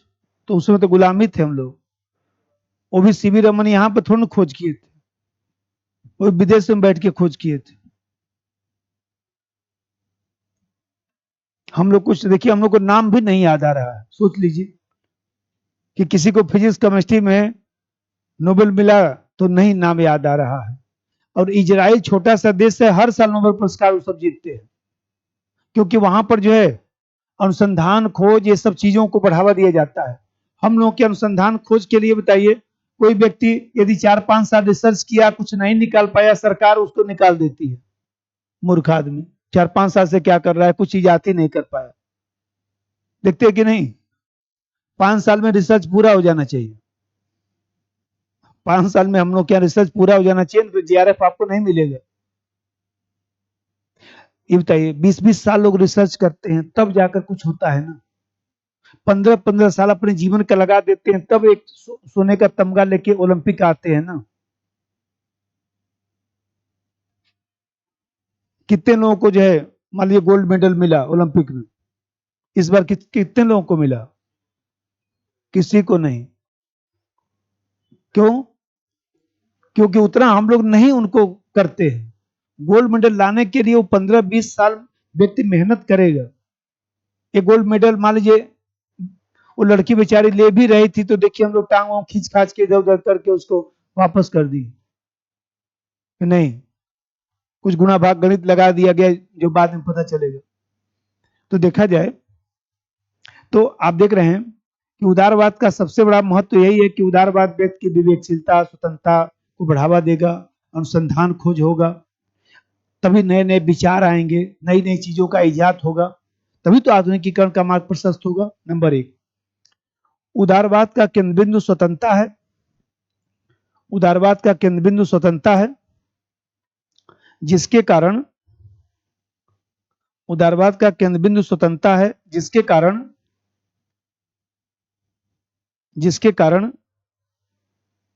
प्रतियोगिता तथा नए विचारों को बढ़ावा मिलता है। जिसके कारण प्रतियोगिता तथा नए विचारों को बढ़ावा मिलता है। खोज अनुसंधान की प्रवृत्तियां बढ़ती हैं। खोज अनुसंधान की प्रवृत्तियां बढ़ती हैं।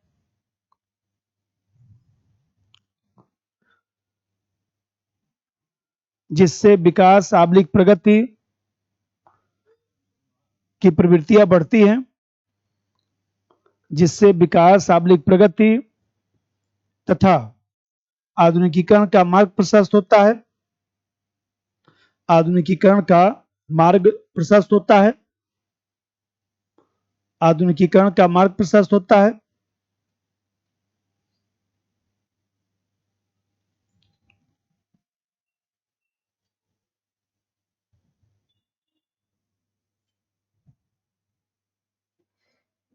अब जा देखिए, उदारवाद ने यह कहा कि राज्य का न्यूनतम हस्तक्षेप होना चाहिए। पहले समझाता हूं भाई, जो उदारवाद है उस उदारवाद ने कहा कि राज्य का न्यूनतम हस्तक्षेप होना चाहिए। राज्य का न्यूनतम हस्तक्षेप होना चाहिए। तो राज्य का न्यूनतम जब हस्तक्षेप होगा, राज्य कम से कम हस्तक्षेप करेगा, तभी तो जो है मुक्त व्यापार नीति को बढ़ावा मिलेगा। मुक्त व्यापार नीति को बढ़ावा, भाई मुक्त व्यापार नीति को बढ़ावा, तो राज्य का न्यूनतम हस्तक्षेप होगा, तभी तो पूंजीवाद बढ़ेगा। सीधी सी बात है। आइए बताइए, पूंजीवाद बढ़ेगा, मुक्त व्यापार नीति को बढ़ावा मिलेगा, तो उत्पादन बढ़ेगा। उत्पादन बढ़ेगा। उत्पादन बढ़ेगा। आइए बताइए, उत्पादन बढ़ेगा तो उस उत्पादन को बेचने के लिए दूसरे देश में जाएंगे। बेचने के लिए दूसरे देश में जाएंगे। दूसरे देश में जाएंगे, और जब बेचने के लिए दूसरे देश में जाएंगे तो व्यापारिक संबंध बनेगा। व्यापारिक संबंध, ये बताइए, दूसरे देश से जब व्यापारिक संबंध बनेगा, यही तो अंतर संबद्धता है। यही तो अंतर संबद्धता है, और यही अंतर संबद्धता ही तो अंतर्राष्ट्रीय संबंध है। अंतर्राष्ट्रीय संबंध है। यही अंतर संबद्धता ही तो वर्तमान में वैश्वीकरण है। यदि उदारवाद नहीं होता तो वैश्वीकरण नहीं होता। उदारवाद नहीं होता तो अंतर्राष्ट्रीय संबंध जो आज दिखाई दे रहा है विश्व में, वो भी दिखाई नहीं देता। इसी उदारवाद से व्यापारिक संबंध बना, व्यापारिक संबंध बना तो अंतर्राष्ट्रीय संबंध मजबूत हुआ। तो राज्य केवल जो है, कहा गया कि राज्य न्यूनतम हस्तक्षेप करे, राज्य सुरक्षा का कार्य करे। राज्य केवल सुरक्षा का कार्य करे, तो राज्य जब सुरक्षा का कार्य करे तो इससे जो है मुक्त व्यापार नीति को बढ़ावा मिला, पूंजीवाद को बढ़ावा मिला। नंबर 2, उदारवाद ने आर्थिक क्षेत्र में उदारवाद ने आर्थिक क्षेत्र में राज्य के न्यूनतम हस्तक्षेप की बात की। उदारवाद ने आर्थिक क्षेत्र में राज्य के न्यूनतम हस्तक्षेप की बात की। राज्य के न्यूनतम हस्तक्षेप की बात की, जिससे पूंजीवाद आबलिक मुक्त व्यापार नीति को बढ़ावा मिला। पूंजीवाद आबलिक मुक्त व्यापार नीति को बढ़ावा मिला।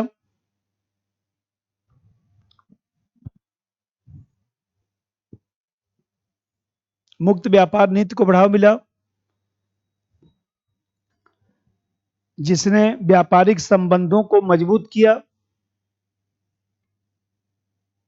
जिसने व्यापारिक संबंधों को मजबूत किया।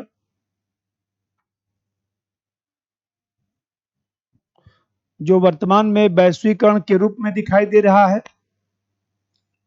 जो वर्तमान में वैश्वीकरण के रूप में दिखाई दे रहा है।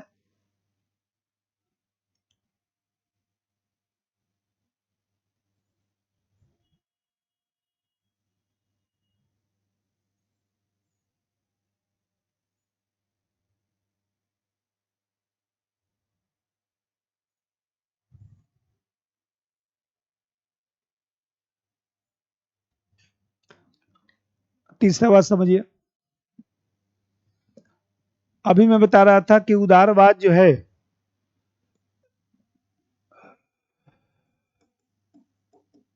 ये जो उदारवाद है, इसने अधिकारों की बात की। भाई उदारवाद एक तरह से व्यक्तिवाद, तो उदारवाद जो व्यक्तिवाद की बात किया, व्यक्ति को साध्य माना। व्यक्ति को साध्य माना, तो जब व्यक्ति को साध्य मानेगा तो अधिकार की बात होने लगी। अधिकार की बात, और जब अधिकार की बात होगी तो बताइए अधिकार मतलब क्या? परिस्थिति। अधिकार मतलब परिस्थिति देना। अधिकार मतलब परिस्थिति देना या परिस्थिति उपलब्ध कराना। आइए बताइए परिस्थिति कौन उपलब्ध कराएगा? तो राज्य।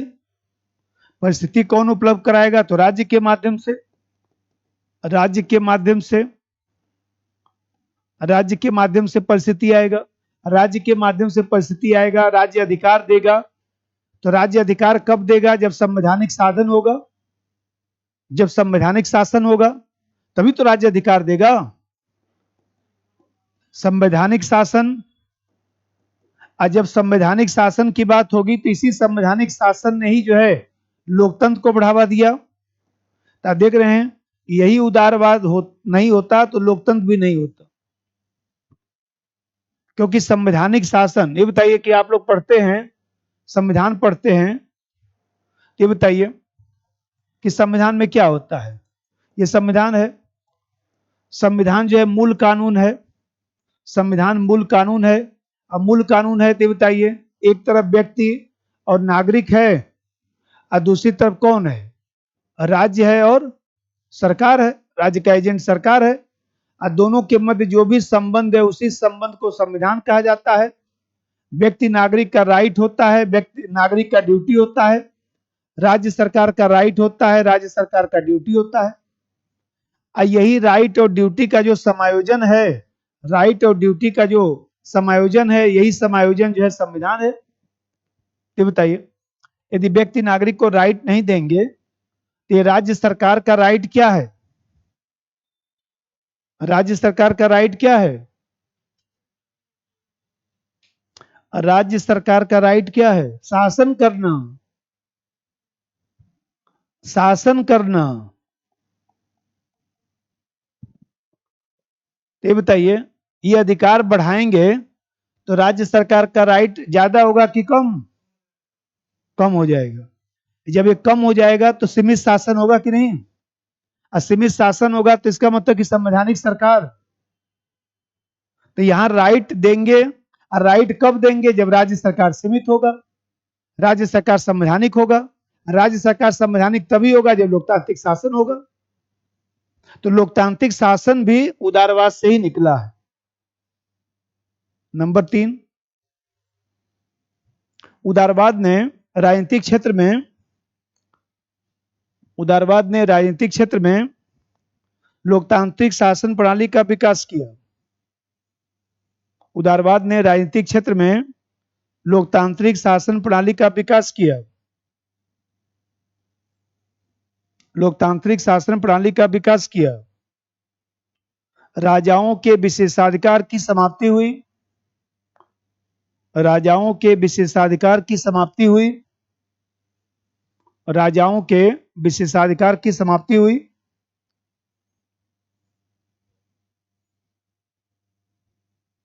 धर्म और राजनीति को अलग किया गया।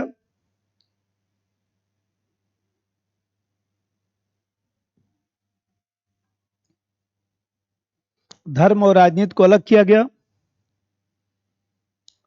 दैवी सिद्धांत की जगह प्रतिनिधि मूलक लोकतंत्र अपनाया गया। दैवी सिद्धांत की जगह प्रतिनिधि मूलक लोकतंत्र अपनाया गया।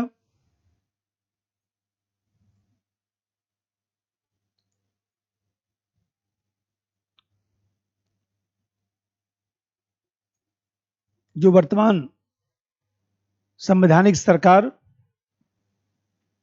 का आधार है। दैवी शासन की जगह प्रतिनिधि मूलक लोकतंत्र अपनाया गया, जो वर्तमान संवैधानिक शासन का आधार है।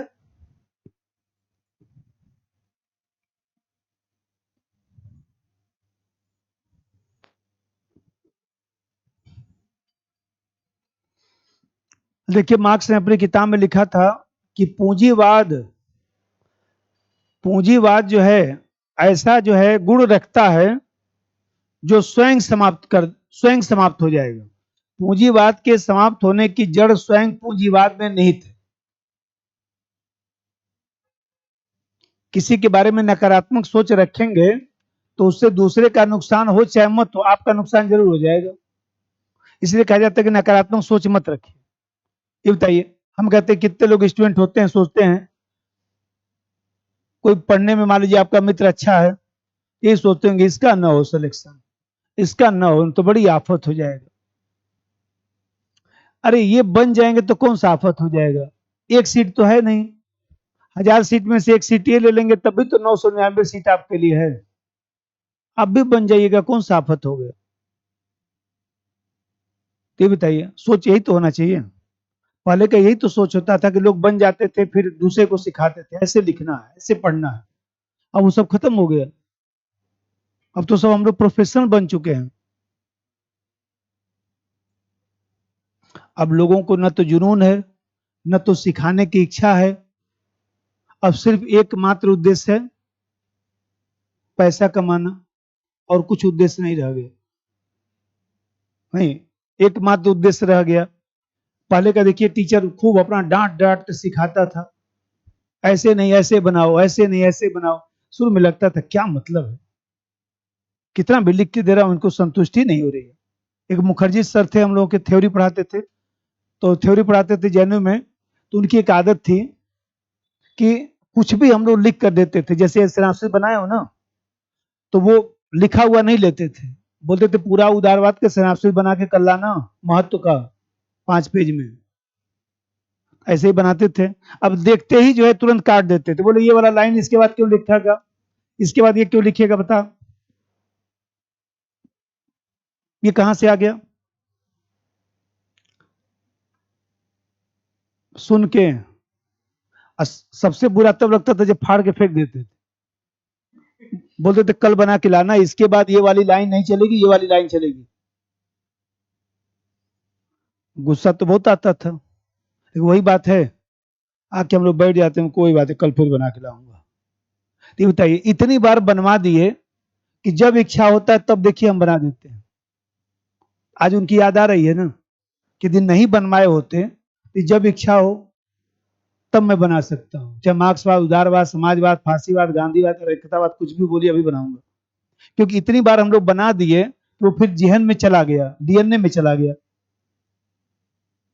तो पहले के लोग सिखाने का भाव रखते थे, यार पढ़ के जाओगे, एमए पढ़ करके जाओगे, एमफिल करके जाओगे, कहीं पर पढ़ाओगे, अब बताओ पढ़ा नहीं पाओगे ढंग से तो तुम यूनिवर्सिटी का तो बेइज्जती कराओगे, सोचो हमारा भी बेइज्जती कराओगे। किस इसका एक मुखर्जी सर पढ़ाए, काजमी सर इलाहाबाद के, Kazmi sir head of department थे, वो हम लोग को थिंकर पढ़ाते थे, सुभाष कश्यप सर संविधान पढ़ाया करते थे। तो सोचिए कि संविधान पढ़ाओगे, कहीं ढंग से नहीं पढ़ा पाओगे तो लोग क्या सोचेंगे, कहां से पढ़ के आया है बेवकूफ आदमी। तो सोच लीजिए, हैं, सोच कितनी अच्छी है। और आज हम लोग को लगता है कि नहीं यार, अच्छा हुआ हम लोग की डटाई हुई थी, अन्यथा हम लोग बेइज्जती करा देते। तो बताइए, इस उदारवाद ने स्वतंत्रता आंदोलन को बढ़ावा दिया ना। यदि उदारवाद नहीं होता तो राष्ट्रीय आत्मनिर्भर का सिद्धांत नहीं आता, और राष्ट्रीय आत्मनिर्भर का सिद्धांत नहीं आता तो स्वतंत्रता आंदोलन को बढ़ावा नहीं मिलता, और स्वतंत्रता आंदोलन को बढ़ावा नहीं मिलता तो साम्राज्यवाद उपनिवेशवाद की समाप्ति नहीं होती, भारत जैसे देश, अफ्रीका जैसे देश अभी तक आजाद नहीं हुए होते। नंबर 4, अंतर्राष्ट्रीय स्तर पर राष्ट्रीय आत्मनिर्णय का समर्थन किया, अंतर्राष्ट्रीय स्तर पर राष्ट्रीय आत्मनिर्णय का समर्थन किया, राष्ट्रीय आत्मनिर्णय का समर्थन किया, जिससे राष्ट्रवाद की लहर, जिससे राष्ट्रवाद की लहर विश्व में फैलने लगी, जिससे राष्ट्रवाद की लहर विश्व में फैलने लगी।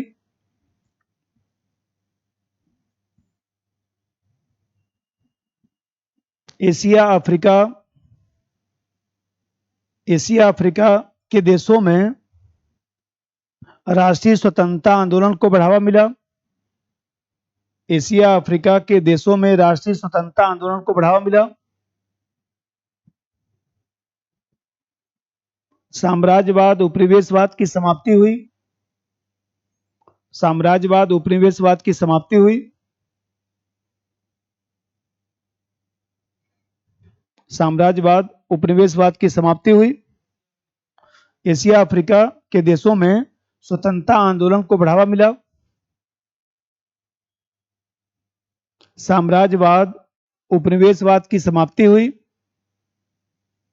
एशिया अफ्रीका के देशों में स्वतंत्रता आंदोलन को बढ़ावा मिला। साम्राज्यवाद उपनिवेशवाद की समाप्ति हुई। ठीक है, एक और महत्व लिखिएगा, 3-4 हो गया समस्या। चलिए, केवल 3 लाइन जगह छोड़िए, ज्यादा नहीं, फिर अपना ही कॉपी अच्छा नहीं लगेगा, बार बार ध्यान वहीं जाएगा कि छोड़ रखा हूं, लिखा नहीं। तो 3 लाइन छूटा रहेगा तो अच्छा भी लगेगा, नहीं लिखेंगे तो कोई दिक्कत बात नहीं।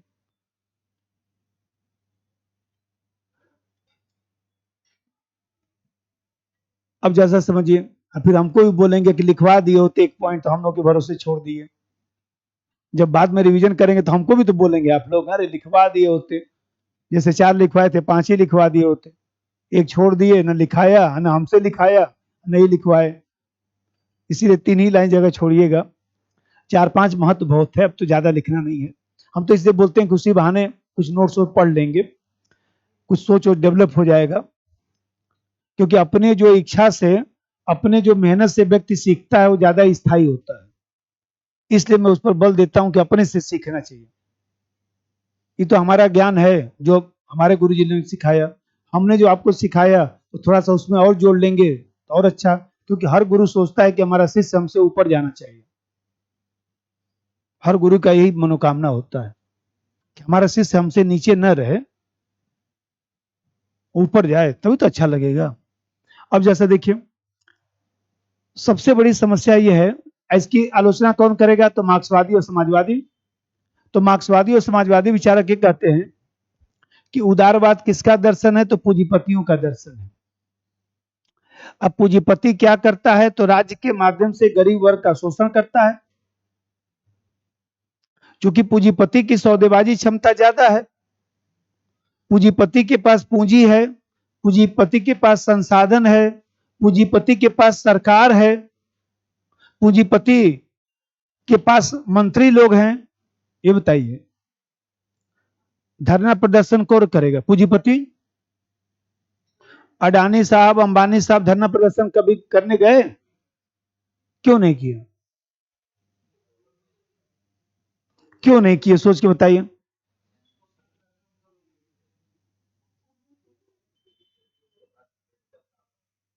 उसके पास पॉलिटिकल पावर है, जब इच्छा होगा तब मोदी साहब से मिल लेगा, और मजदूर किसान मोदी साहब से मिल नहीं पाएंगे, इसलिए सड़क पर दिखाई देते हैं। कहां मिल पाएंगे? तो आप चाह कर भी मोदी साहब से मिल पाएंगे? नहीं मिल सकते। कहने होने के लिए है कि आप लोग आइए अपनी समस्या बताइए, नहीं मिल सकते। सामान्य रूप से एक डीएम से जाइए मिलने के लिए तो नहीं मिल पाएंगे, बाकी तो दूर की बात रही। कभी जिले में जाइए कि हमको डीएम साहब से मिलना है, कहाँ, उतना व्यस्त आदमी है, समझ रहे हैं बात को। चार लोग जो बाहर बैठे हुए हैं वही लोग आपसे बोलेंगे यार बहुत व्यस्त आदमी है। आइएगा सैटरडे को। तो मान लीजिए जब एक सामान्य डीएम से नहीं मिल पा रहे हैं तो फिर मोदी साहब से कैसे मिलेंगे? इसलिए सड़क पे बैठना पड़ता है, तब वो आवाज सुनेंगे। यही जनता की ताकत है। तो यहां पर देख रहे हैं मार्क्स ने यही तो समझाया कि पूंजीपति राज्य के माध्यम से मजदूर का शोषण करेगा और कुछ नहीं करने वाला है, क्योंकि उसकी सौदेबाजी क्षमता ज्यादा है, उसके पास संसाधन है, उसके पास पूंजी है, उसके पास सरकार है, उसके पास मोदी साहब है, इसलिए शोषण वो कर सकता है। मजदूर किसान के पास कुछ भी नहीं है, इसलिए मजदूर किसान परेशान हो जाएंगे पूंजीवाद में। देख तो रहे हैं। नंबर एक, मार्क्सवादी आबलिक समाजवादी विचारक मानते हैं कि समाजवादी विचारक मानते हैं कि उदारवाद पूंजीपतियों का दर्शन है। उदारवाद पूंजीपतियों का दर्शन है, क्योंकि राज्य के माध्यम से पूंजीपति उदारवाद पूंजीपतियों का दर्शन है, क्योंकि राज्य के माध्यम से पूंजीपति गरीब वर्ग का शोषण करता है। राज्य के माध्यम से पूंजीपति गरीब वर्ग का शोषण करता है।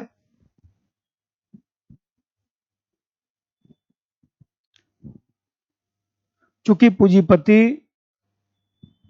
पूंजीपति के पास संसाधन होता है, पूंजीपति के पास संसाधन होता है,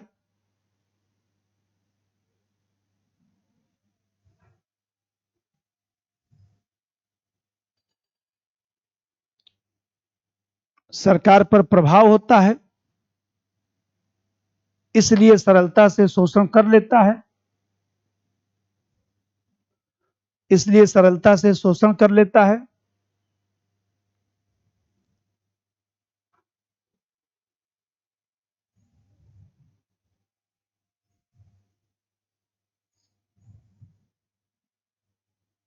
इसलिए सरलता से शोषण कर लेता है। अब जरा देखिए, आदर्शवादी जो विचारक हैं, कांट है, हीगल है, फिक्टे है, सब ये सब भी आलोचना करते हैं। बोलते उदारवाद कह रहा है कि व्यक्ति स्वतंत्रता बढ़ेगी, व्यक्ति स्वतंत्रता बढ़ावा देनी चाहिए। स्वतंत्रता बढ़ाकर क्या करेंगे? स्वतंत्रता बढ़ाएंगे तो बताइए, जो साधन संपन्न व्यक्ति है वो तो स्वतंत्रता का लाभ उठाकर बन जाएगा, और जिसके पास साधन नहीं है वो तो पीछे छूट जाएगा। समाज में असमानता बढ़ जाएगी, असमानता बढ़ेगा तो अंततः क्रांति को बढ़ावा देगा, उग्र आंदोलनों को बढ़ावा देगा। ऐसा स्वतंत्रता लेकर क्या करेंगे? क्योंकि स्वतंत्रता का सब लोग लाभ नहीं उठा पाते हैं।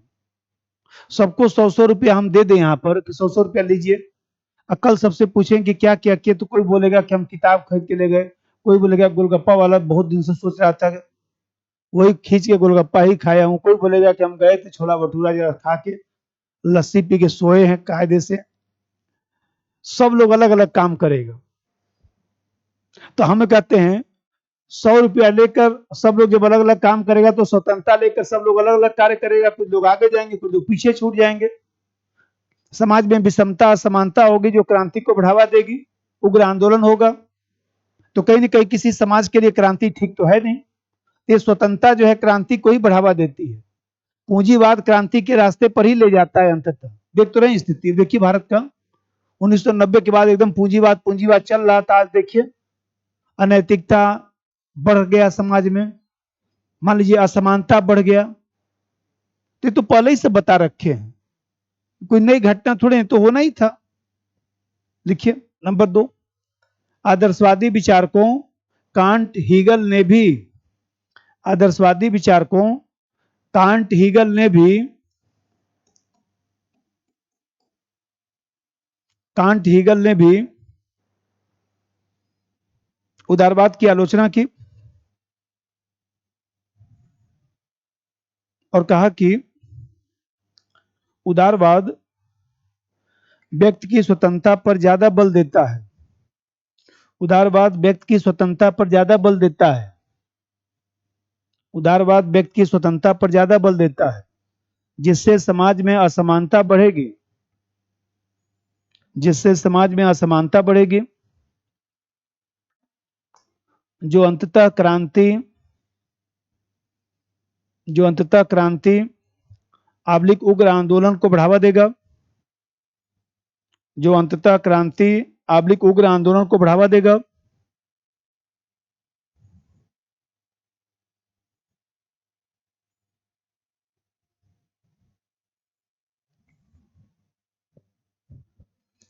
तीसरा बात देखिए, तीसरी समस्या,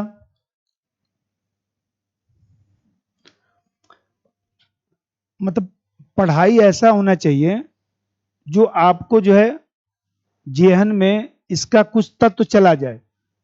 क्योंकि आप हो सकता है कि एग्जाम में इतना ही पढ़ के आपको जाना पड़ जाए, रिवीजन न कर पाए, तब भी उदारवाद के बारे में कोई सामान्य प्रश्न आएगा कि उदारवाद के महत्व का परीक्षण करें, लिख लेंगे थोड़ा सा एक कंसेप्ट। वही मैं बार बार बोल रहा हूं कि आप कोई भी चीज पढ़िए, चाहे इतिहास है, चाहे हिस्ट्री है, चाहे इकोनॉमिक्स है, चाहे ज्योग्राफी, कुछ भी पढ़िए, कंसेप्ट बनाइए, रटिए मत। आईएएस रटने से होगा नहीं, यही तो समस्या आ गया। हम लोग जो है एसएससी वाले स्टाइल में आईएएस पढ़ाना शुरू कर दिए। ये आईएएस की परीक्षा है, यहाँ एसएससी स्टाइल नहीं चलेगा। अन्य तो एसएससी स्टाइल का क्वेश्चन आता है, एसएससी में जो क्वेश्चन आते हैं, 4 आंसर रहते हैं, उसमें से एक सही होता है, और आईएएस में 2 बराबर सही रहता है, एक इतना सही है, एक इतना सही है। अब बताइए कौन ज्यादा सही है, क्योंकि ये ज्यादा सही है। तो इसका आपको निर्णय करना पड़ेगा। वो तभी हो सकता है जब एनालिटिकल पावर आपका मजबूत हो। अब जैसे मान लीजिए नेट जेआरएफ का पेपर देने जाएंगे तो जब भी उदाहरण समझाया हो ना, हर साल 2 क्वेश्चन आएगा, हर साल 2 क्वेश्चन पॉलिटिकल साइंस से फिक्स है। जाकर देखिएगा, इस साल भी आया है।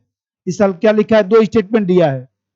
उदारवाद में राज्य जो है साध्य है, उदारवाद में जो है व्यक्ति जो है साध्य है। नीचे दिया है ए, केवल एक सही, केवल 2 सही, दोनों सही। क्या सही, एक सही। तो उदारवाद में व्यक्ति साध्य है। कौन सा क्वेश्चन कठिन पूछ दिया। लेकिन हाँ, उदारवाद का कंसेप्ट मजबूत है तब तो। रटा हुआ तो क्वेश्चन पूछेगा नहीं। इसलिए बोला हूं कि आप कोई चीज समझिए खूब, भले ही कम पढ़िए, समझिए। 100 क्वेश्चन में 50 क्वेश्चन पर ही पीटी हो जाना है।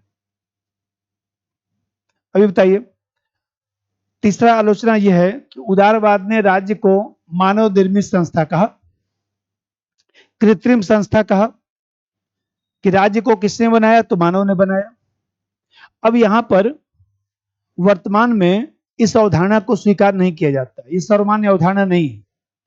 जैसे हम लोग का विकास होता है, पेड़ पौधों का विकास हुआ है, उसी तरह से राज्य का भी विकास हुआ है। विकासवादी सिद्धांत को स्वीकार किया जाता है, ऐतिहासिक सिद्धांत को स्वीकार किया जाता है, उसे सर्वमान्य सिद्धांत माना जाता है।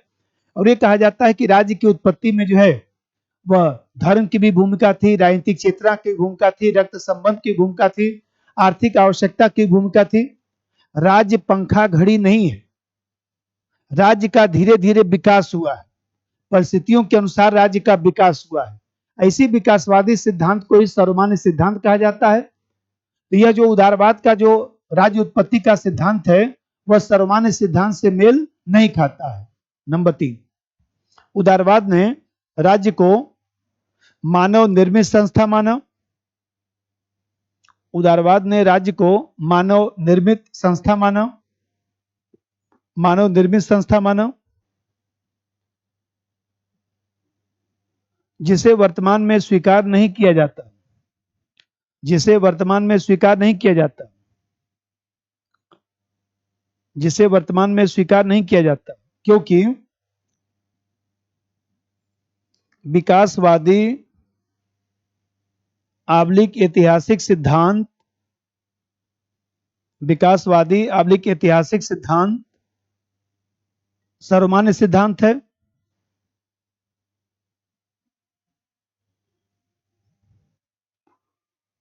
जिसके अनुसार राज्य की उत्पत्ति में जिसके अनुसार राज्य की उत्पत्ति में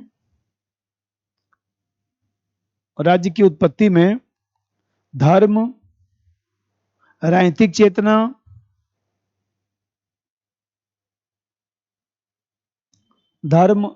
चेतना, रक्त संबंध,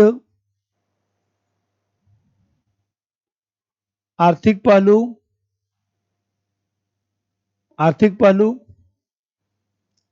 आदि का महत्व है।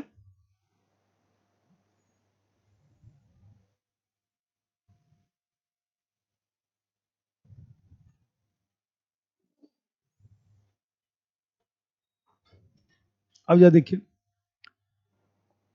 मार्क्सवादी विचारक आलोचना करते हैं और लोग कहते हैं कि भाई पूंजीवाद, तो पूंजीवाद में जब आपने स्वतंत्रता दे दिया, ये लोग कहते हैं कि जब पूंजीवाद में आपने स्वतंत्रता दे दिया, मतलब उदारवाद में आपने स्वतंत्रता दे दिया, तो जहां स्वतंत्रता होगा वहां प्रतियोगिता होगा, और जहां प्रतियोगिता होगा वहां पर जो है अति प्रतियोगिता भी होगा, जहां प्रतियोगिता होगा वहां अति प्रतियोगिता भी तो शुरू हो जाएगा। अब कब अति प्रतियोगिता शुरू हो जाएगा, कुछ भरोसा तो है नहीं।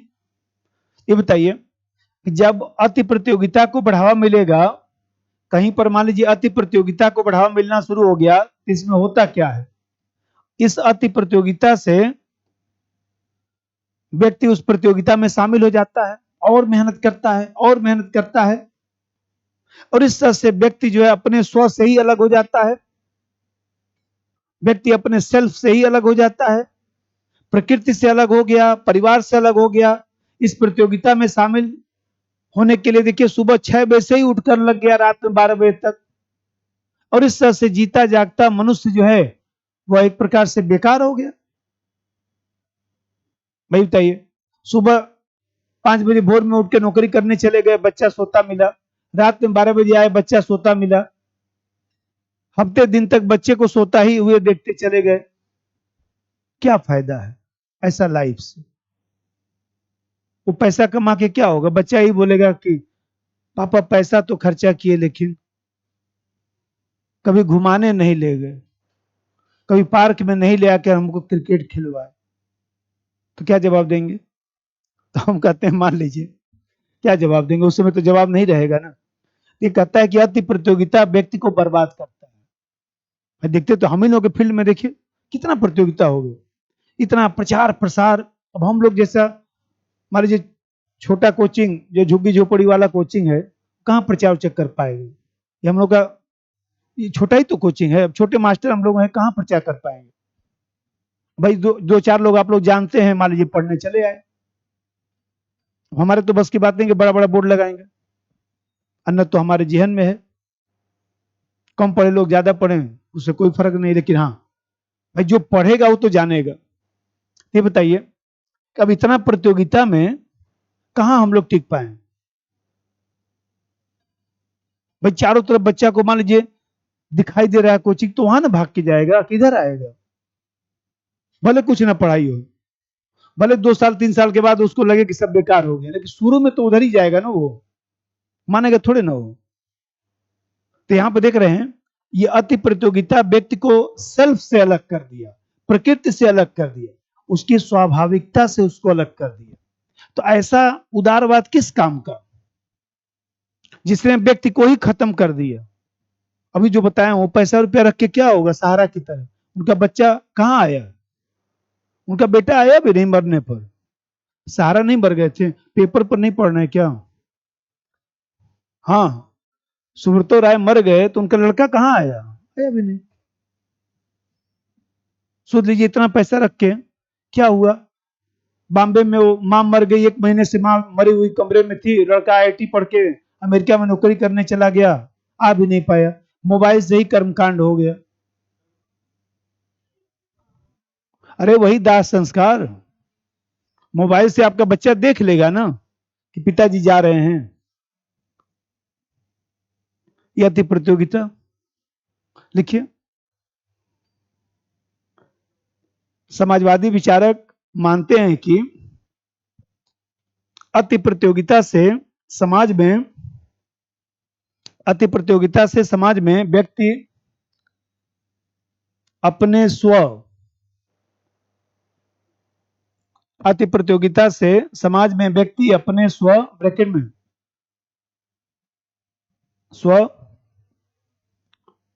ब्रैकेट में सेल्फ स्वभाव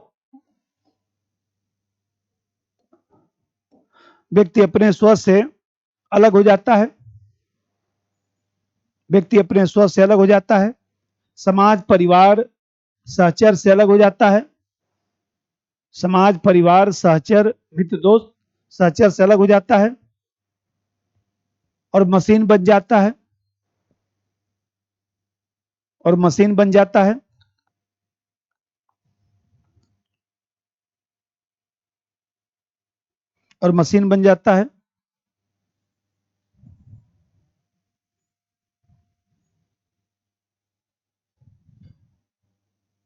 इस सबका देखिए,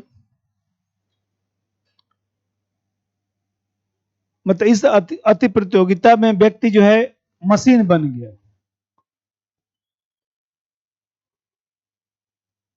जैसे मशीन काम कर रहा है वैसे व्यक्ति काम करना शुरू कर दिया। जैसे बताया तो कि देखिए, मान लीजिए 4 बैच पॉलिटिकल साइंस का चल रहा है, 2 घंटा इसमें 2 घंटा इसमें, ऐसे भाग भाग के व्यक्ति पढ़ा रहा है। क्या कुछ सिखा पाएगा किसी को? सुबह से ही उसकी क्लास लगी हुई है, 8 से 10, 10 से 12 एकदम ताबड़तोड़ जा रहा है, मशीन की तरफ पढ़ा रहा है। बच्चा एकदम 500 बैठ के ऐसे सुन रहा है। उन बच्चों को बुला देंगे, पूरा मेंस कोर्स खत्म हो गया है ना, वो 1 पेज लिख नहीं सकते, 1 पेज नहीं लिख सकते। आप लोगों से टकराए होंगे लोग, 1 पेज लिख थोड़ा सकते हैं, उनका पूरा कोर्स खत्म हो गया। उनको कोई क्वेश्चन बोल देंगे कि इसमें से कोई आसान क्वेश्चन आप निकाल लीजिए, हमको लिख के दे दीजिए, नहीं लिख सकते। क्या फायदा पढ़ाई का? सही कर रहा हूं कि नहीं? क्या फायदा? पूरा इकोनॉमिक्स पढ़ लिए, पूरा हिस्ट्री पढ़ लिए, पॉलिटी पढ़ लिए, क्या मतलब है? कोई क्वेश्चन तो आपसे लिखा नहीं रहा है, संतुष्टि के लिए आप पढ़ रहे हैं।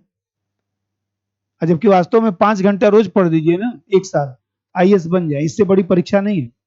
बस बोला ना कि अभी बोला हूं, दिमाग को शांत करके पढ़िए, खुश मन से पढ़िए। ये बताइए, आदर्शवादी कहते हैं कि ये बताइए, व्यक्ति को आपने साध्य मान लिया, जब व्यक्ति को साध्य मान लिया, पूर्णतः स्वतंत्रता दे दिया, कह रहे हैं कि राज्य को कम से कम हस्तक्षेप करना चाहिए, राज्य को न्यूनतम हस्तक्षेप करना चाहिए। ऐसी दिशा में तो अराजक स्थिति भी उत्पन्न हो सकती है।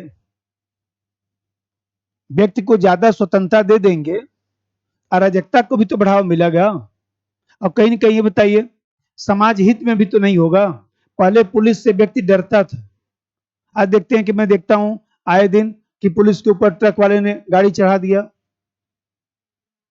नहीं देखते हैं? तो ये भी तो ठीक नहीं है कि पुलिस वाला हाथ दे रहा है, अब उसके ऊपर गाड़ी चढ़ा के निकल गई। पुलिस वाला क्या किसके लिए खड़ा है? हमारे लिए तो खड़ा है। ज्यादा से ज्यादा क्या ड्राइविंग लाइसेंस देखेगा, गाड़ी का कागज देखेगा, वो तो आपको बना के रखना चाहिए ना, सड़क पे चलना है तो। ये आपकी गलती है कि उसकी गलती है? वो तो अपना ड्यूटी कर रहा है। तो आप देख रहे हैं, ये समाज में अराजक स्थिति उत्पन्न हो जाएगा। देख तो रहे इतनी घटनाएं जो बढ़ी हैं, इस अराजकता के कारण ही तो बढ़ी हैं। इतना अन्याय हो रहा है, इतना मान लीजिए अनैतिकता बढ़ रहा है, तो कहीं ना कहीं ये पूंजीवाद जो है अनैतिकता को भी बढ़ावा देता है। क्योंकि कहीं ना कहीं जो है व्यक्ति हृदयहीन हो जाता है। ये बताइए, ये उदारवाद क्या हुआ? पूंजीवाद, अभी बताया हूं। अब पूंजीवाद में लालच, पूंजीवाद में पूंजी, ये ज्यादा महत्वपूर्ण है। व्यक्ति की पहचान किससे होगी? पूंजी से, कि कितना धनी व्यक्ति है। मास्टर साहब 2 करोड़ की गाड़ी से आ रहे हैं कि 4 करोड़ की गाड़ी से, इसके आधार पर मास्टर साहब का सम्मान किया जाएगा, पढ़ाने के कारण सम्मान नहीं होगा। तो जब पूंजीवाद में लालच, पूंजी को जब बढ़ावा देंगे, ये बताइए हर व्यक्ति पूंजी कमाने के लिए क्या करेगा? अनैतिकता का प्रयोग करेगा। जब अनैतिकता का प्रयोग करेगा तो समाज में जो हो रहा है वो तो स्वाभाविक घटना है ना कि किसी भी विधि से पैसा कमाना है बस। इस उदारवाद ने समाज में अनैतिकता को भी बढ़ावा देता है। एक पॉइंट और लिख दीजिए, नंबर 4 लिखिए, 5 लिखिए। उदारवाद व्यक्ति को साध्य मानता है, व्यक्ति को साध्य मानता है और स्वतंत्रता की बात करता है।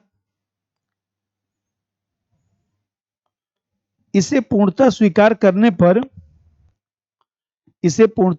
करने पर अराजक स्थिति उत्पन्न होगी। अराजक आब्लिक अनैतिक स्थिति उत्पन्न होगी। अराजक आब्लिक अनैतिक स्थिति उत्पन्न होगी जो समाज हित को प्रभावित करेगा, जो समाज हित को प्रभावित करेगा,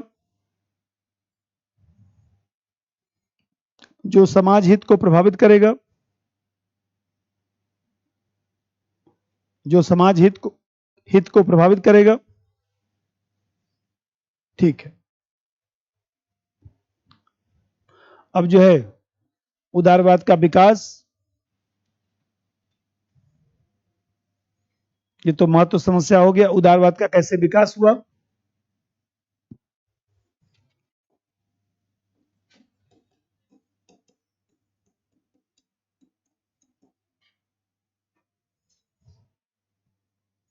उदारवाद का विकास, अब देखिए उदारवाद का जो विकास है, तभी मैं बताया कि कहां से शुरू होता है, तो पुनर्जागरण काल से।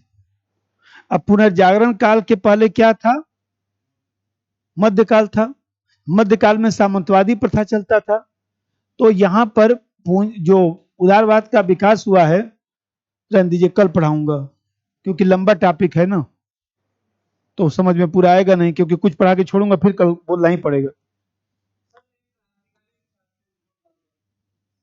ये भी शॉर्ट नोट्स आता है, हाँ मैं एकदम कराऊंगा कि भाई क्रांतिकारी विचार के रूप में उदारवाद का मतलब क्या लिखना है, तो उसमें लिखना है कि कैसे युगांतकारी परिवर्तन किया। क्रांति का मतलब युगांतकारी परिवर्तन, समग्र परिवर्तन।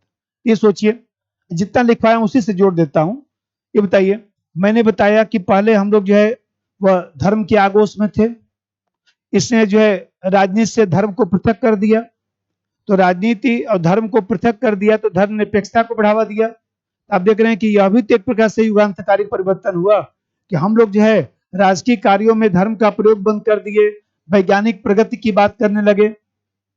अभी बता रहा था कि हम लोग पहले जो है वह विश्वास करो, मान लीजिए, इस पर ज्यादा बल देते थे। उदारवाद ने एक परिवर्तन लाया। कैसा परिवर्तन? कि संदेह करो, भाई विश्वास न करो, संदेह करो, कहीं कहीं तर्क करो, डप्ट करो। तो आप देख रहे हैं कि यह भी युगांतकारी परिवर्तन हुआ। पहले जो है दैवी सिद्धांत चलता था, दैवी सिद्धांत की जगह पर सामाजिक समझौता सिद्धांत चलना शुरू हुआ। इसका मतलब कि राज्य को मानव निर्मित संस्था बना दिया।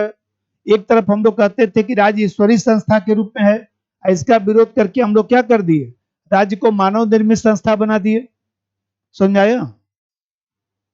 यदि आप पढ़े हुए हैं ना, तो थोड़ा सा रुक के सोचेंगे तो सब उसी में से आंसर निकल जाएगा। भाई क्रांति का मतलब कि समग्र परिवर्तन। तो उदारवाद ने समाजवाद में कैसे समग्र परिवर्तन किया, लिख लेंगे ना। ये तो इधर ही पूछा था ना 2000। हाँ, अभी तो कौन सा कठिन क्वेश्चन पूछा है, लेकिन हाँ, जब तक उदारवाद आप नहीं समझेंगे तब तक वो क्वेश्चन आपको समझ में आएगा नहीं, क्योंकि वो सीधा तो पूछ नहीं रहा है, कर रहा है कि उदारवाद कैसे क्रांति है। तो उदारवाद क्रांति है तो आपको तो समझाना पड़ेगा ना कि उदारवाद ने जो है क्या क्या परिवर्तन किया, कैसे कैसे समग्र परिवर्तन किया। तो जब तक मान लीजिए इसका एबीसीडी क्लियर नहीं होगा तब तक कैसे हो पाएगा। ये जो क्वेश्चन उदारवाद का विकास बता रहा हूं, ये सीधा 20 नंबर में आता है, क्योंकि ये पूरा 250 वर्ड से कम में संभलेगा ही नहीं। ये सोच लीजिए, सामंतवाद से शुरू करके आज तक पूरा लिंक जोड़ना है इसमें, 1 घंटा, हाँ पूरा लिंक, मतलब 400 सालों का इतिहास हम लोग को पढ़ना है कि उदारवाद का विकास कैसे हुआ, उदारवाद किन किन चरणों से गुजरा हुआ है। ये लीजिए, तो ये आपका है। ठीक है, कल हम लोग आगे बढ़ेंगे।